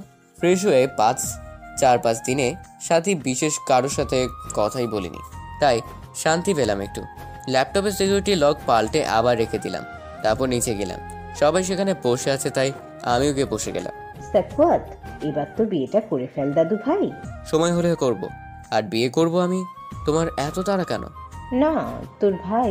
কি হলো ভাইয়া? কি বলতে গিয়ে থেমে গেলে কেন? না কিছু না, তুই বিয়ে করবি কবে সেটা বল। সময় হলে করব, কিন্তু তোমাদেরকে যে ভাইয়া পাম দিতেছে সেটা বুঝছি। অযথা মিথ্যা বলবি না। সেটা দাদুর কথা শুনেই বুঝেছি যে কে তলে তলে পাম দিচ্ছে। দিচ্ছি তো। এত বড় হয়ে গেছিস, এখনো বিয়ে করছিস না, তো কি বলবো? তুই সকালের কাহিনীটার প্রতিশোধ নিতেছস, তাই না? তোর জন্য কতগুলো বিয়ে ভাঙলাম আমি, আর তুই এখন আমার বিপক্ষে রেখেছিস। মুখ ফসকে বের হয়ে গেছে। কথাটা শোনার সাথে সাথেই আম্মু, আব্বু, দাদু সহ বাকি সবাই চমকে তাকালো। ব্যাপারটা বুঝতে পেরে আমি জিহ্বায় কামড় দিয়ে ফেললাম। কি বললি তুই? না কিছু না, আমি এখন বাইরে যাব। বলেই তাড়াতাড়ি বাইরে চলে আসলাম। তারপর গাড়িতে বসে বসে মনের আনন্দে গান গাইতে লাগলাম। তখনই কেউ একজন গাড়িতে উঠে বসলো। তাকে তাকিয়ে দেখি জান্নাত। আরে আপনি এখানে? আপনি তো দুলাভাইকে চিপাই ফেলে দিয়ে চলে আসছেন। কিভাবে? যে কথাটা বলে এসেছেন সেটা নিয়ে এখন সবাই হাজারটা প্রশ্ন করতেছে, আর ভাইয়া উত্তর দিতে দিতে জান বের হচ্ছে। আমার পিছনে লাগতে আসলে এমনই হয়। আচ্ছা, এখন কি করবেন সেটা বলেন। এখন ভিতরে গিয়ে খাওয়া দাওয়া করে তারপর সবাইকে আরো কিছু ধাপ্পা দিয়ে ঘুমাবো। জান্নাত কোনো কিছু না বলে আমার দিকে তাকিয়ে একটু হাসলো শুধু। তারপর দুজনে বাসার ভিতরে গেলাম। ভাই আমার দিকে আগুনের দৃষ্টি নিয়ে তাকিয়ে আছে, তাই বেশি কথা না বলে খেতে বসে গেলাম। খাওয়া দাওয়া শেষ করে আবার গিয়ে সবার সাথে বসলাম। কি হলো, এভাবে তাকিয়ে আছো কেন? এমনি। আচ্ছা দাদু ভাই, তুই যে বলেছিলি তুই নাকি কোনো মেয়েকে পছন্দ করিস, তাকে আমাদের সাথে পরিচয় করিয়ে দিবি না? পরিচয় হয়ে কি করবে? আরে, ওদের পরিবারের সাথে তোর বিয়ের কথাবার্তা ফাইনাল করতে হবে না? সময় হলে বলবো। সময় হবে কবে? জানি না, বলে উঠে রুমে চলে গেলাম। সারাদিন অনেক মজা করেছি অফিসে, তাই আর বেশি চিন্তা না করে দিলাম একটা ঘুম। সকালে আম্মুটাকে ঘুম ভাঙলো। কিরে, উঠবি না? অফিসের টাইম হয়ে গেছে। আজকে শুক্রবার, উঠে নাস্তা করে নে, আর তোর আব্বু তোকে ডাকছে। তুমি যাও, আমি আসছি। বলে উঠে ফ্রেশ হতে চলে গেলাম। নাস্তা করার সময় নিচে গিয়ে দেখি সবাই বসে আছে, তাই সবার সাথে আমিও বসে গেলাম। আব্বু ডেকেছিলে নাকি? কেন? সবাই আমাদের পরিবারের রীতি সম্পর্কে জানো নিশ্চয়ই। সো সাথী যেহেতু বংশের বড় বউ, তাই সাথীকে এই বাড়ির সব দায়িত্ব দিয়ে দেওয়ার সিদ্ধান্ত নিই, আর তাকে আমরা আমাদের জমির ভাগ থেকে কিছু অংশ লিখে দিব। আব্বু, আমি কি করে? পারবে মা, আর তোমার শাশুড়ি তো আছেই। সাথী আর কিছুই বললো না, সবাই চুপচাপ বসে রইল। এটা বলার জন্যই ডেকেছিলে? হুম। এটা সবাইকে বলার কি আছে? আমি তো মনে করেছি কি না কি বলবে, আর এটা বলার কি আছে? শুধু শুধু আমার ঘুমটা নষ্ট করেছো। চুপ করে খা। ওকে বলে চুপচাপ খেয়ে নিলাম। মনে মনে ভয় একটাই, সাথী হাতে পরিবারের সব দায়িত্ব যাচ্ছে, আল্লাহ জানে আগে কি হয়। এসব ভাবতে ভাবতে রুমে গিয়ে শুয়ে পড়লাম। হঠাৎ সাথী রুমে আসলো, তাই উঠে বসলাম। পরিবারের দায়িত্ব তো আমার হাতে চলে আসতেছে, এখন কি করবে তুমি? সাথী, তুমি আমাকে এখনো ঠিকভাবে চিনোনি। আমাকে রাগেও না, তাহলে তোমাকে শূন্য করে ফেলবো তোমাকে। ওরে, আমি তো ভয় পাইছি। এসব নাটক আমার সামনে না করাই ভালো। আর তুমি রাগলে কি করতে পারবে আমার? সেটা তোমাকে আমি সময় হলেই দেখাবো। আর তুমি সবাইকে যে ভুল বুঝতেছো, এটা তুমি নিজেও জানো না। আমি তো ভুলই বুঝি। আর তোমরা সবাই মিলে আমার আব্বুর যা করেছিলে তা ঠিক ছিল না। আমি আগেও বলেছি, তোমার আব্বুর সাথে যা হয়েছে তার জন্য দাদা দায়ী। ওকে, তা ওই বুড়া মরার পর তোমরা একবারও আব্বুকে ফিরে আসতে বলনি কেন? দাদির এই কথাটা আমার কলিজায় লাগলো। ঠিকই তো, দাদা মরার পর তো ছোট চাচাকে আসতে বলা হয়নি কেন? সাথীর কথাটা ভাবাতে লাগলো আমাকে। কি হলো, কথার উত্তর নেই কেন? তোমার কথাটা সত্যি, কিন্তু এটার উত্তর আমি সবার কাছ থেকে চাইবো। তুমি শুধু দেখে যাও। দেখো, আমাকে বোঝাতে এসো না। তোমরা সবাই মিলে আমার আব্বুকে বাইরে বের করে দিয়েছিলে, আর আমি এটার প্রতিশোধ না নিয়ে থামবো না। ওকে, যা করার করে নিও, কিন্তু আমি তো আছি নাকি, এটা মনে রেখো, তাহলেই হবে। ওকে জনাব। আর কিছু না বলে আমি শুয়ে পড়লাম। সাথেও চলে গেল। কিছুক্ষণের মাঝে ঘুমিয়ে গেলাম, কিন্তু বেশিক্ষণ ঘুমাতে পারলাম না। কেউ একজন কানে সুরসুরি দেওয়ায় ঘুমটা ভেঙে গেল। তাকে দেখি জান্নাত পাশে বসে হাসতেছে। আমি কোনো কিছু না বলে জান্নাতের দিকে এক দৃষ্টিতে ওর হাসিটা দেখতে লাগলাম, আর ভাবতে লাগলাম মেয়েটা সত্যিই পড়ি, হাসলে অনেক সুন্দর লাগে মেয়েটাকে। এসব ভাবতেছিলাম, তখনই মাথায় একটা বুদ্ধি আসলো। জান্নাতকে এখন খুব প্রয়োজন আমার, ওকে হাতিয়ার বানানোর টাইম হয়ে এসেছে। এসব ভাবছিলাম, তখনই জান্নাতের ধাক্কায় হুঁশ ফিরল। ওই কি ভাবতেছেন না তো? আপনার মায়াবী হাসিটাই হারিয়ে গিয়েছিলাম। বাহ, পাল্টানোর ট্রাই করতেছেন নাকি? কিছুটা ওই রকমই। ওকে। আচ্ছা, সন্ধ্যা কি ফ্রি আছেন নাকি? কেন? আপনাকে নিয়ে এক জায়গায় যাব। কোথায়? সেটা সন্ধ্যায় বলবো। ওকে, তাহলে আপনি ঘুমান, পরে কথা হবে। সারাদিন শেষে সন্ধ্যায় জান্নাতকে নিয়ে বাহির থেকে ঘুরে আসলাম। বাসা আসতে দেখি সবাই বসে আছে। উপরে গিয়ে ফ্রেশ হয়ে নিচে আসলাম, সবার সাথে বসলাম গল্প করার জন্য। কিরে, তোর বিয়ের কি খবর? মানে? আমার ছোট বৌমাকে কবে দেখা করাবি আমার সাথে? সত্যি করে বলো তো, তোমরা আমার ভালোবাসাকে কি মেনে নিবে? কেন নিব না বোকা? তাহলে দাদু, আমার কিছু প্রশ্নের উত্তর দাও তো। বল। তোমরা সবাই মিলে যদি আমার ভালোবাসাটাকে মেনে নিতে পারো, তাহলে আমাদের ছোট আব্বুর ভালোবাসাটাকে মেনে নাওনি কেন? কথাটা শুনে দাদু সহ সবাই একটা বড় সড়ো ধাক্কা খেল। আমার দিকে চুমকে তাকালো। কি হলো, উত্তর দাও। দেখ, তখন তো দাদা সবকিছু করেছিল, আমি অনেক বলেছি ওনাকে, কিন্তু উনি শোনেননি আমার কথা। দাদা মারা যাওয়ার পর ওনাদের ফিরে আসতে বলনি কেন? আমরা অনেক খুঁজেছি তোর ছোট চাচাকে, কিন্তু কোনো খোঁজ মেলেনি তার। জানি না ও কোথায় আছে, কেমন আছে। আমি সাথীর দিকে তাকিয়ে দেখি সাথীর চোখেও হালকা পানি। সাথীর দাদুর দিকে তাকিয়ে আছে। দেখো, খুঁজলে নাকি সব মিলে, আর তোমরা ছোট চাচাকে খুঁজে পাওনি কেন? দেখ, আমরা তো ছোট চাচাকে পুরো বাংলাদেশ খুঁজেছি, খবরের কাগজেও দিয়েছি, কিন্তু পাইনি। ওকে, এবার আমি খুঁজবো চাচাকে, আর তোমরা দেখো শুধু। আর আমার পছন্দের মেয়ে নেই, ঠিক আছে? বলে উপরে চলে আসলাম। তারপর রুমে গিয়ে বসেছিলাম, তখনই জান্নাত রুমে আসলো। আচ্ছা, আপনি কি বললেন আমি কিছুই বুঝলাম না। আরে আসলে আমার একটা ছোট আব্বু, জান্নাতকে সব খুলে বললাম। শুধু বললাম না, জান্নাতের আব্বুই আমার ছোট চাচা। এটা ঘটনাটা আমি আগেও শুনেছি মনে হচ্ছে। কি জানি। আচ্ছা, আপনি থাকেন, আমি গেলাম। বসে বসে মোবাইল টিপতেছিলাম, তখনই সাথী রুমে আসলো কফি নিয়ে। কি ভেঙেছে আপনার ভুল? সাথী কোনো কিছু না বলেই চলে গেল। আমি নিজের মতো কফিকে চলে গেলাম খেতে। খাওয়া দাওয়া করে উপরে চলে আসলাম, তারপর ঘুমিয়ে গেলাম। এভাবে বেশ কয়েকদিন কেটে গেল। সাধারণভাবেই কেটে গেল দিনগুলো। বিকেলে বাসায় এসে ফ্রেশ হয়ে এসে বসে বসে মোবাইল টিপতে লাগলাম। তখনই জান্নাত রুমে আসলো। কি হলো, কিছু বলবেন? আপনাকে একটা কথা বলবো বলেছিলাম, মনে আছে? আজকে সন্ধ্যায় বলতে চাই। সন্ধ্যায় আপনাকে নিয়ে একটা জায়গায় যাব, রেডি হন। আমি কিছু না ভেবে উঠে গেলাম রেডি হতে। তারপর রেডি হয়ে গাড়িতে গিয়ে বসে রইলাম। কিছুক্ষণ পর জান্নাত এসে আমার গাড়িতে উঠলো। তারপর আমার দিকে তাকিয়ে একটা মিষ্টি হাসি দিল। কোথায় যাবেন বলেন? চালাতে থাকেন, আমি বলতেছি। ওকে বলে গাড়ি চালাতে লাগলাম। কিছুটা পথ যাওয়ার পর জান্নাত একটা নদীর পাড়ে থামাতে বললো, তাই গাড়ি থামিয়ে দুজনে নিচে নামলাম। বলেন, কি বলবেন? চলেন একটু হাঁটি। চলেন বলে দুজন পাশাপাশি হাঁটতে লাগলাম। আপনার হাতটা একটু ধরতে পারি? না না সরি, সারা জীবনের জন্য ধরতে পারি। আপনি কি ইনডাইরেক্ট প্রপোজ করতেছেন নাকি? হুম। দেখেন, বাসা থেকে মেয়ে দেখতেছে, আর আপনি আগে বললে ভেবে দেখতাম, কিন্তু কে জানে কবে বাসা থেকে মেয়ে ঠিক করে বসে। সেটা নিয়ে আপনাকে ভাবতে হবে না, আমি সব সামলে নেব। দেখো, আমি কি বলবো কিছুই বুঝতেছি না। আপনাকে কিছু বলতে হবে না, আপাতত বাসায় চলেন, সেখানে আরো বড় চমক বাকি আছে আপনার জন্য। কিরকম চমক? শুনলেই বুঝতে পারবেন। এখন চলেন বাসায়। আর কিছুক্ষণ বসি এখানে, জায়গাটা খুব ভালো, তাই কিছুক্ষণ থাকতে মন চাইছে। আপনার পছন্দের জায়গা এটা, তাই আপনার পছন্দ হতে হবে। জায়গাটা পছন্দ হয়েছে, কিন্তু আপনাকে পছন্দ হয়নি আমার। জানার কতটা শোনার সাথে সাথেই হাসি খুশি মুখটা একেবারে শুকিয়ে গেল, চোখের কোণে পানি চলে আসলো। ভাঙা গলায় জিজ্ঞেস করলো, কেন? কারণ তুমি অনেক পাতলা, আর পাতলা আমি আমার পছন্দ না। জান্নাত কাঁদো কাঁদো মুখটা এখন রাগে লাল হয়ে গেল, চোখ দিয়ে যেন রক্ত পড়তেছে। হঠাৎ করে জান্নাত এসে আমাকে জোরে জড়িয়ে ধরে কেঁদে দেয়, তারপর কোনো কথা না বলে ঘাড়ে কামড় বসে দিল। আরে আরে, কি করতেছো? ও, আমি পাতলা বলে ভালো লাগে না, শয়তান বলে আবার কামড় বসে দিল। আহ আহ, উফ, ব্যথা পাচ্ছি তো। আরে আমি তো মজা করেছি, আপনি পাতলা কে বলেছে? আপনি তো লেডি বডি বিল্ডার। এবার কামড় ছালো জান্নাত, আমার দিকে অভিমানী নজর নিয়ে তাকিয়ে আছে। আমি পাতলা তাই না? তাহলে এখন কোলে নিয়ে 1 ঘন্টা এই নদীর পাড়ে হাঁটবেন। কি? তাড়াতাড়ি কোলে নেন। আমি বাসে যাব? আগে কোলে নিয়ে হেঁটে নেন, তারপর বাসায় যায়েন। কি আর করেন, তাই ওকে এভাবে নিয়েই হাঁটতে লাগলাম নদীর পাড়ে। কিছুক্ষণ হাঁটার পর জান্নাত পিঠ থেকে নেমে পড়লো। এবার বাসায় যাওয়া যাক। আসছে বাসায় যেতে, এখন তো শুরু মাত্র। কি? এবার হাত দিয়ে কোলে তুলেন। কি আর করার, তাই কোলে তুলে নিলাম। পাতলাওয়ালা সুদ তুলতেছে। কতক্ষণ এভাবে নিয়ে ঘোরার পর জান্নাত নামাতে বললো, তাই নামিয়ে দিলাম। আর বলবেন পাতলা মেয়ে? জীবনেও না। মনে থাকে যেন, বুঝছেন? ওকে, চলেন এবার বাসায় যাই। চলেন। তারপর জান্নাতকে নিয়ে বাসায় চলে আসলাম। জান্নাত ভিতরে চলে গেল, আমি গাড়ি পার্ক করে ভিতরে আসলাম। হুসাইন, এদিকে আয়। বলো। আমরা তোর বিয়ে ঠিক করেছি।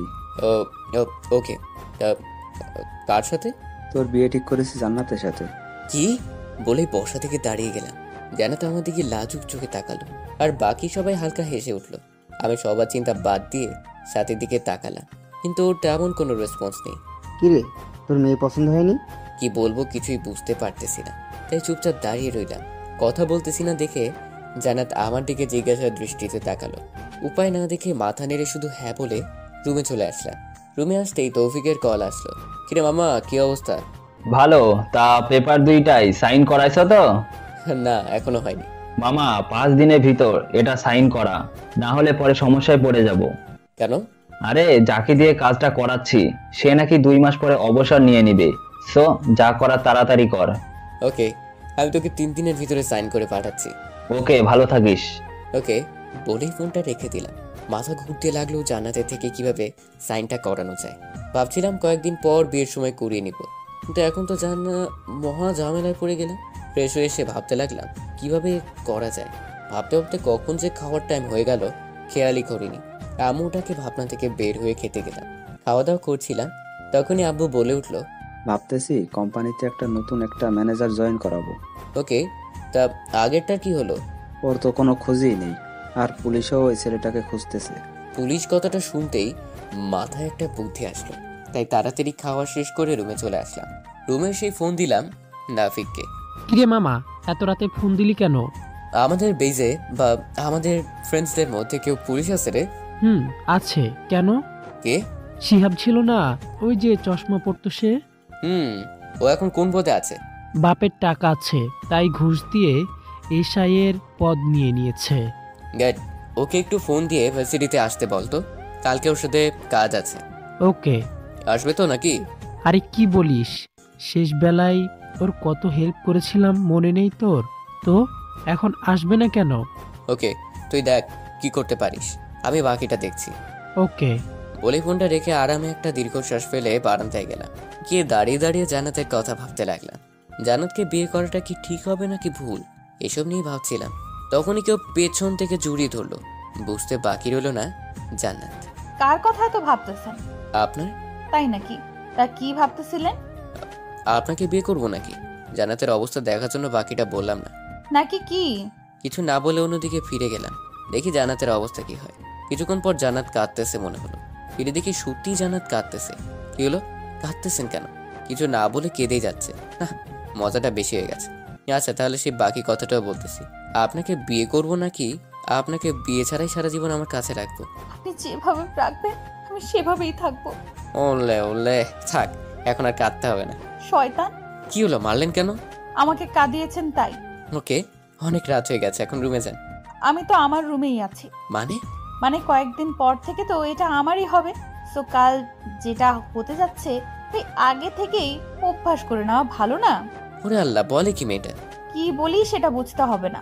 এখন আসেন, ঘুমাতে হবে। আই আই আই, যান রুমে যান। চুপ, আসেন। রুমে এসে জান্নাত খাটে শুয়ে গেল। তারপর হাতের ইশারায় কাছে ডাকতে লাগলো, সরি, আপনি থাকেন এই রুমে, আমি গিয়ে অন্য রুমে ঘুমাবো বলেই দরজার দিকে আসতে লাগলাম। তখনই জান্নাত এসে দরজায় দাঁড়িয়ে গেল। বুঝেছি, আপনাকে বিয়ের পরেই বাগে আনতে হবে। বুঝতে পারার জন্য ধন্যবাদ। আমি যে চলে যাব, তবে যাওয়ার জন্য গিফট দেন। কিসের গিফট? আর এত রাতে দোকান খোলা থাকবে নাকি যে গিফট পাওয়া যাবে? পুরো দোকানটাই সামনে, আর বলে গিফট নাকি পাওয়া যাবে না। কি বুঝাতে চাইছেন? বলবো না করে দেখাবো? মানে বলেন। জান্নাতের নজরটা কেমন যেন খারাপ হতে লাগলো। তারপর হাঁটি হাঁটি পায়ে আমার দিকে এগোতে লাগলো।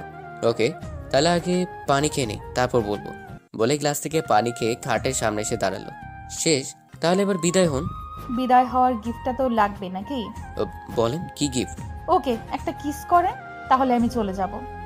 কি? কি না জি? না, এটা আমি পারবো না। ওকে, তাহলে আমিও যাব না। কাকে ডাকবেন ডেকে নেন। কি করব কিছুই বুঝতে পারতেছি না। আর জিমে না দিলে এখন সারা বাড়ি মাথায় তুলে রাখবে। ওই কি এত ভাবতেছেন? না, কিছু না। দিবেন না এখানেই শুয়ে পড়বো, অনেক ঘুম পেয়েছে। ওকে, তাহলে এদিকে আসেন। আপনি আসেন, আমি যেতে পারবো না। ওকে বলে আমি জান্নাতের কাছে গেলাম। আপনি আপনার কাজ করতে পারেন। ওকে, জান্নাতের দিকে 5 ইঞ্চি গ্যাপ রেখে দাঁড়ালাম। জান্নাত বারে বারে গ্যাপটায় তাকাতে লাগলো। তারপর আমি কিস করার জন্য চোখগুলো বন্ধ করে মুখটা এগোতে লাগলাম। হঠাৎ জান্নাত এসে আমাকে জড়িয়ে ধরে লিপ কিস করে দিল।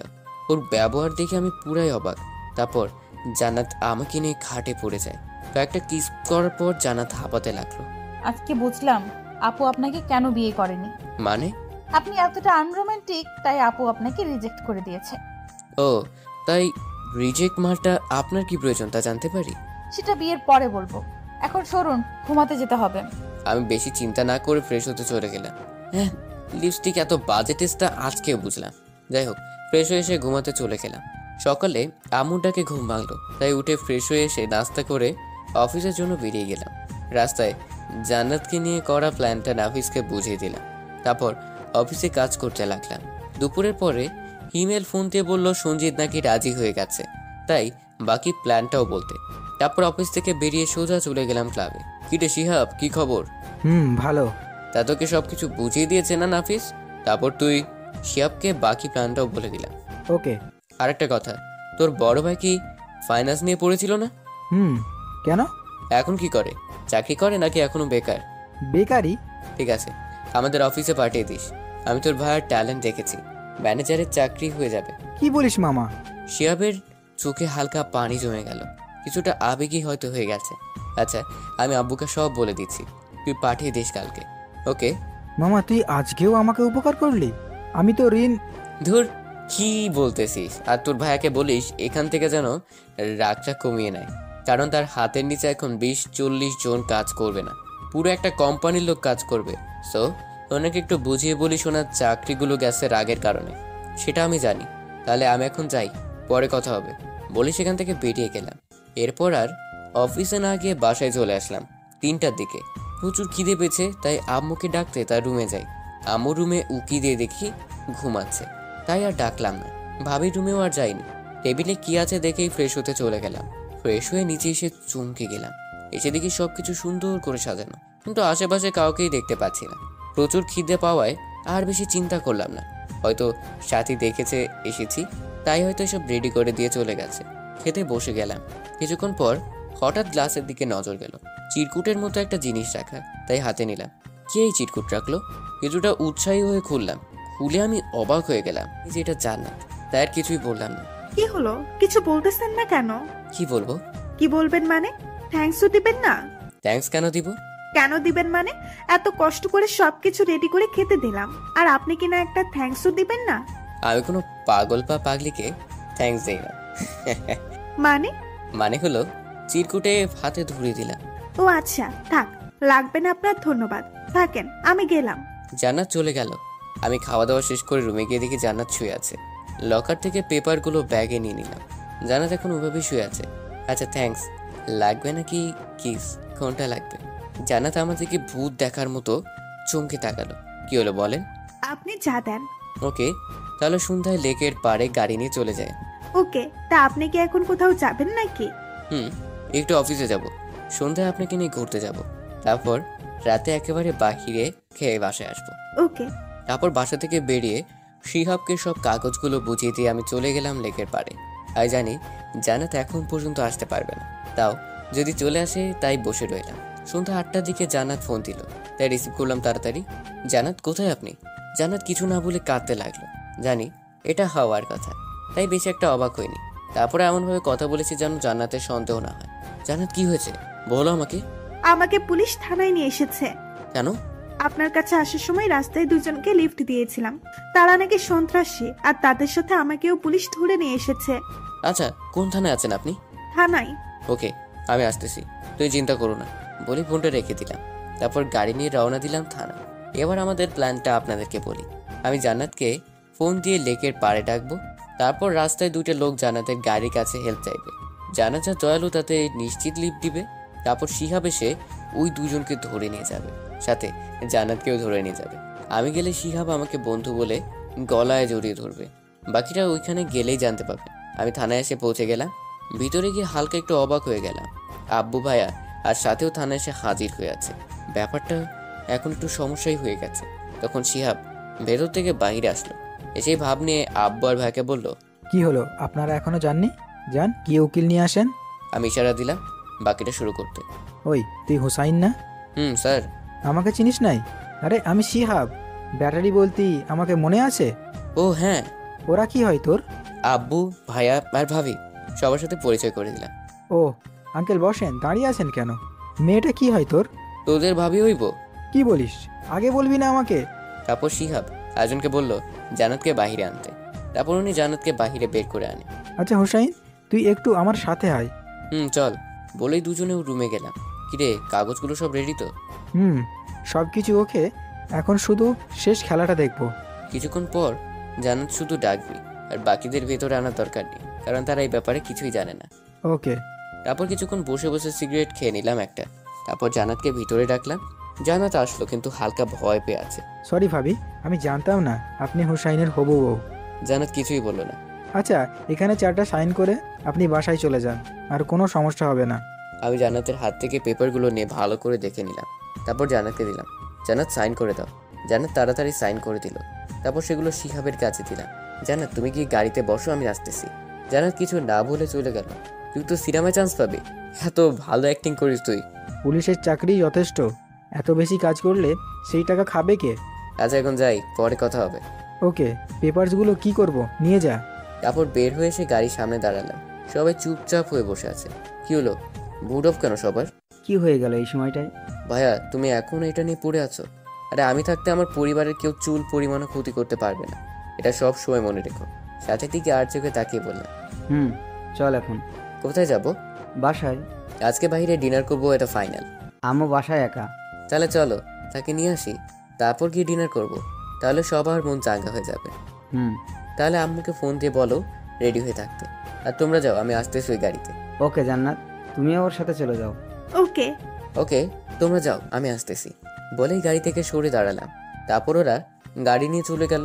জান্নাত আর আমি গিয়ে উঠে বসলাম গাড়িতে। আপনি ঠিক আছেন? মাথা নেড়ে হ্যাঁ বলল। এদিকে আসো। জান্নাত চুপচাপ কাছে চলে আসলো। কপালে একটা ভালোবাসার পরও শিখে দিলাম। জান্নাত হালকা কেঁপে উঠলো। শুনো, অজানা কাউকে লিফট দিতে নেই, আর দিলেও এমার্জেন্সি বা অ্যাক্সিডেন্ট করার ব্যাপারে সাহায্য করবে, না হলে এসবে ফেসে যাবে। ওকে। আর একটা কথা, আমার বউকে সবাই চিনে রাখার দরকার, না হলে কিভাবে হবে। আর আজকে থেকে তোমার কোনো চিন্তা নেই, কোনো সমস্যা হলে তো তোমার পুলিশ দেবর আছেই, ফোন দিবে, চলে যাবে সে। জান্নাত হালকা করে হাসলো। দেখেছো তোমার হবু স্বামী কত ফেমাস, আমাকে বিয়ে করলে সব চিন্তা আমার হয়ে যাবে। পাগলটা। সব ভয় শেষ? হিম্মত দেওয়ার মানুষ পাশে থাকলে ভয় থাকবে কিভাবে? তাহলে সব চিন্তা বাদ দিয়ে চলেন, খাওয়া দাওয়া করে আসি, তাহলে পেটে আগুন লেগে যাবে। গাড়ি কি আমি চালাবো নাকি? আপনার ড্রাইভিং সিটে তো আপনি বসে আছেন। ও চলেন বলে গাড়ি নিয়ে চলে গেলাম সোজা রেস্টুরেন্টে। সবাই মিলে খাওয়া দাওয়া করে নিলাম, তারপর বাসায় চলে আসলাম। রুমে গিয়ে ফ্রেশ হয়ে বসে বসে মোবাইল টিপতে লাগলাম। তখনই সাথী রুমের দরজায় টোকা দিল। আরে ভাবি, আসেন। কি করছো? এই তো বসে আছি। তা হঠাৎ কি মনে করে? ধন্যবাদ দিতে এসেছি। কেন? জান্নাতকে এত বড় একটা দুর্ঘটনা থেকে বাঁচানোর জন্য। জি, আমি গাড়ির সামনে দাঁড়িয়ে কি বলেছি সেটা কি আপনার কান দিয়ে যায়নি? আমি এখন আসি। ভাবি, একটা কথা জানার ছিল। কি কথা? আপনার হঠাৎ করে কি হলো? আমার কি হবে? আমি তো ঠিকই আছি।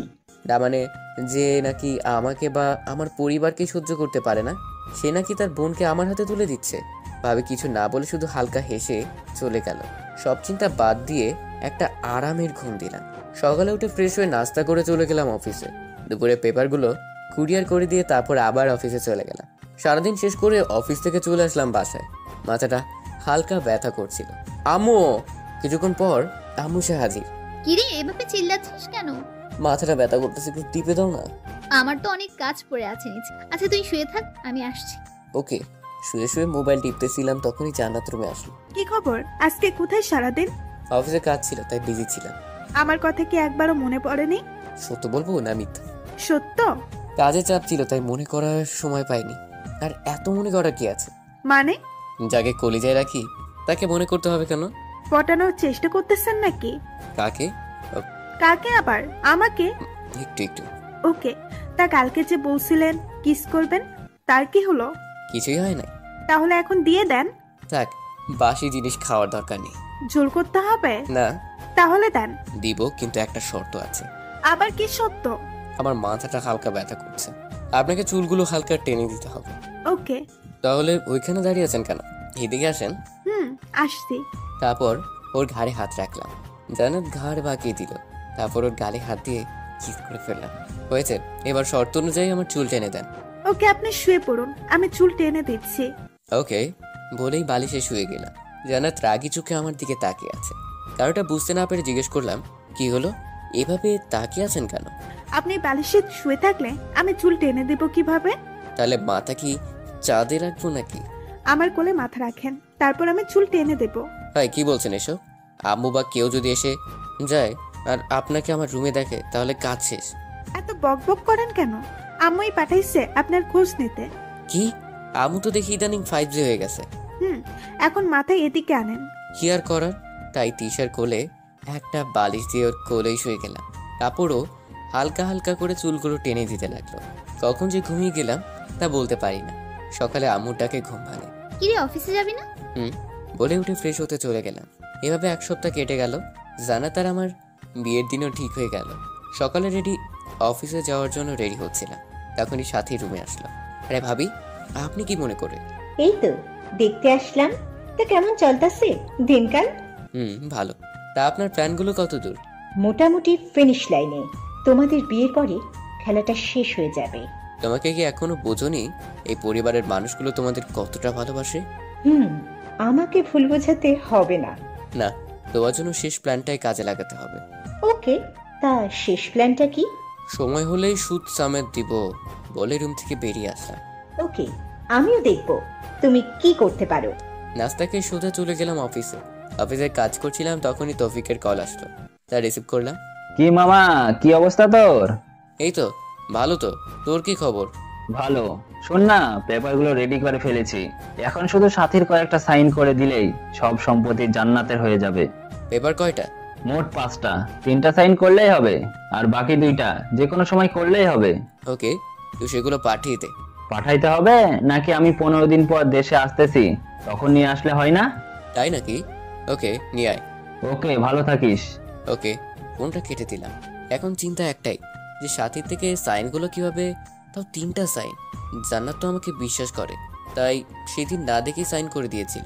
কিন্তু এটা তো সাথী, ও না দেখে সাইন করার মেয়েরা। দূর, সেগুলো পরে দেখা যাবে। তারপর অফিসের কাজ শেষ করে বিকেলে বাসায় চলে আসতেছিলাম, তখনই দেখি জান্নাত একটা মার্কেটের সামনে দাঁড়িয়ে আছে। দূর থেকে কিছুক্ষণ দেখলাম ও কি করে। যখন দেখার পর দেখলাম গাড়ির জন্য দাঁড়িয়ে আছে, তাই গাড়িটাও সামনে নিয়ে দাঁড় করালাম। ম্যাডাম, কোথায় যাবেন? থ্যাঙ্কস, আপনি চলে আসছেন। গাড়ি পাওয়াই যাচ্ছে না। তাই এখানে কি করছেন? একটু মার্কেট করে আসছিলাম। কার জন্য? সেটা তো বলা যাবে না। ওকে, তা বাসা থেকে একা এসেছেন কেন? আর গাড়িও নিয়ে আসেনি কেন? গাড়ি নিয়ে আসলে আপনার সাথে দেখা হতো নাকি? কিছু না বলে একটু হাসলাম, তারপর নিজের গাড়ি চালাতে লাগলাম। কোথায় যাবেন? বাসে যাব। চলুন না, কোথাও গিয়ে ঘুরে আসি। ওকে, বলেন কোথায় যাবেন? চলেন, নদীর পাড়ে যাই।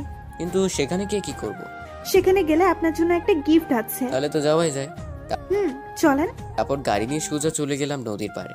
দুজনে গিয়ে একটা জায়গায় বসলাম। বলেন, এবার কি বলবেন?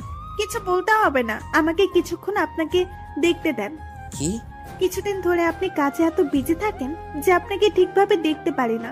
ওকে, দেখেন। চুপ করে কতক্ষণ নদীর দিকে তাকিয়ে রইলাম। কিছুক্ষণ পর জান্নাত আমার কাঁধে মাথা দিয়ে ডুবন্ত সূর্যটা দুজনে দেখতে লাগলাম। এবার আমার গিফটটা দেন। সত্যিই দিব। জানো তো, ঠোঁটগুলো কামড়াতে লাগলো। বুঝে গেলাম ওর নিয়তে ভেজাল আছে। থাক, লাগবে না। না, আমার গিফটটা তো আপনাকে নেওয়াই লাগবে। আপনার নিয়ত ঠিক করে আগে, তারপর গিফটের কথা বলবো। নিয়ত সেটা অনেক আগে থেকেই পাকা, তাই এটাকে সোজা করা সম্ভব না। তারপর জান্নাত আমার মাথাটা ওর দিকে ঘুরিয়ে নিয়ে চেপে ধরে রাখলো। না, প্লিজ প্লিজ। হ্যাঁ হ্যাঁ। তারপর জান্নাত আর কিছু বলতে না দিয়ে ও ঠোঁট দিয়ে আমার ঠোঁটগুলো বন্ধ করে দিল। কিস করার সময় হঠাৎ অনুভব করলাম জান্নাত আমার হাতে কিছু পরিয়ে দিচ্ছে। তাকিয়ে দেখি ঘড়ি। এটা কিসের জন্য? আপনার গিফট। কিসটা কি ছিল? বোনাস।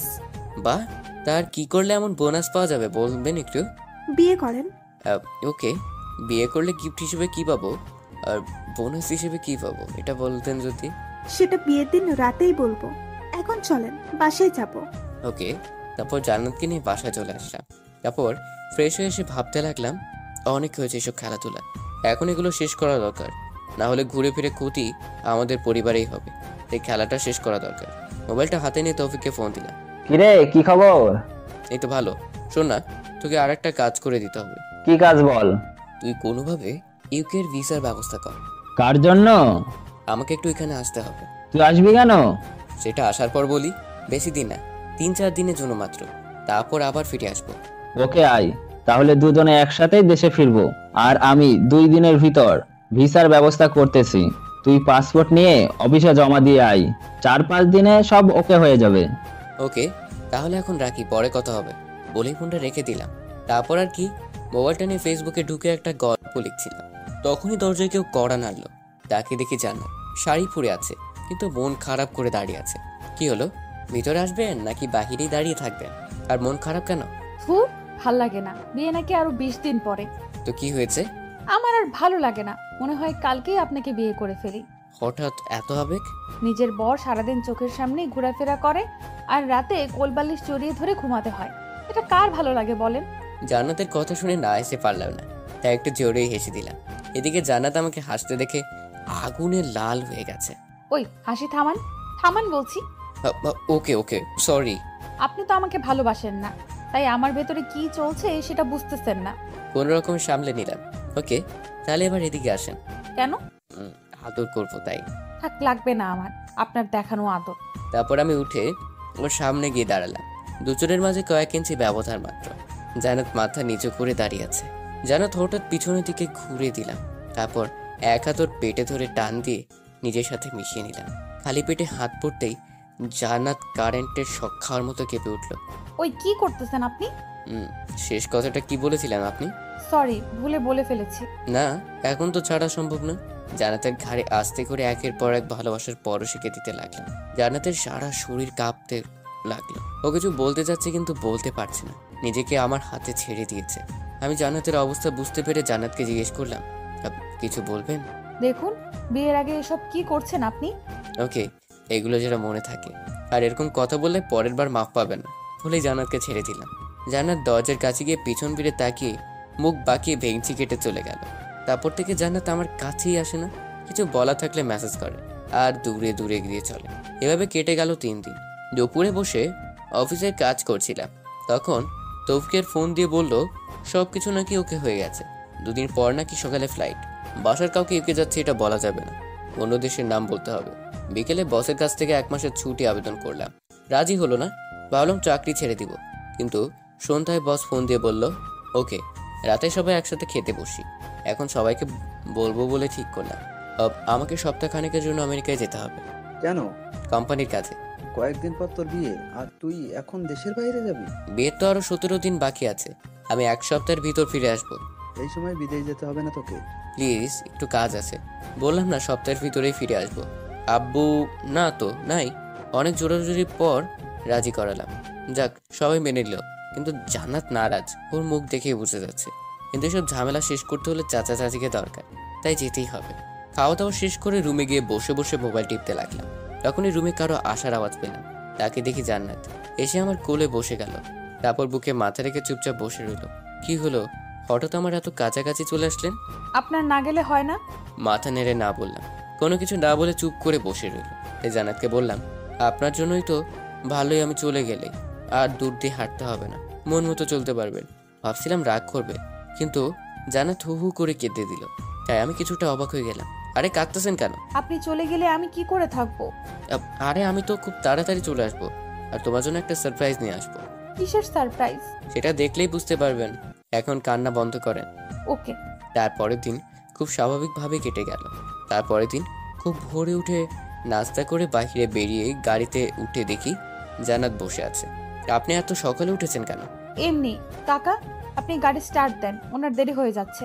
তারপর ড্রাইভার কাকা গাড়ি চালাতে লাগলো, আর জান্নাত আমাকে জড়িয়ে ধরে বসে আছে। এয়ারপোর্ট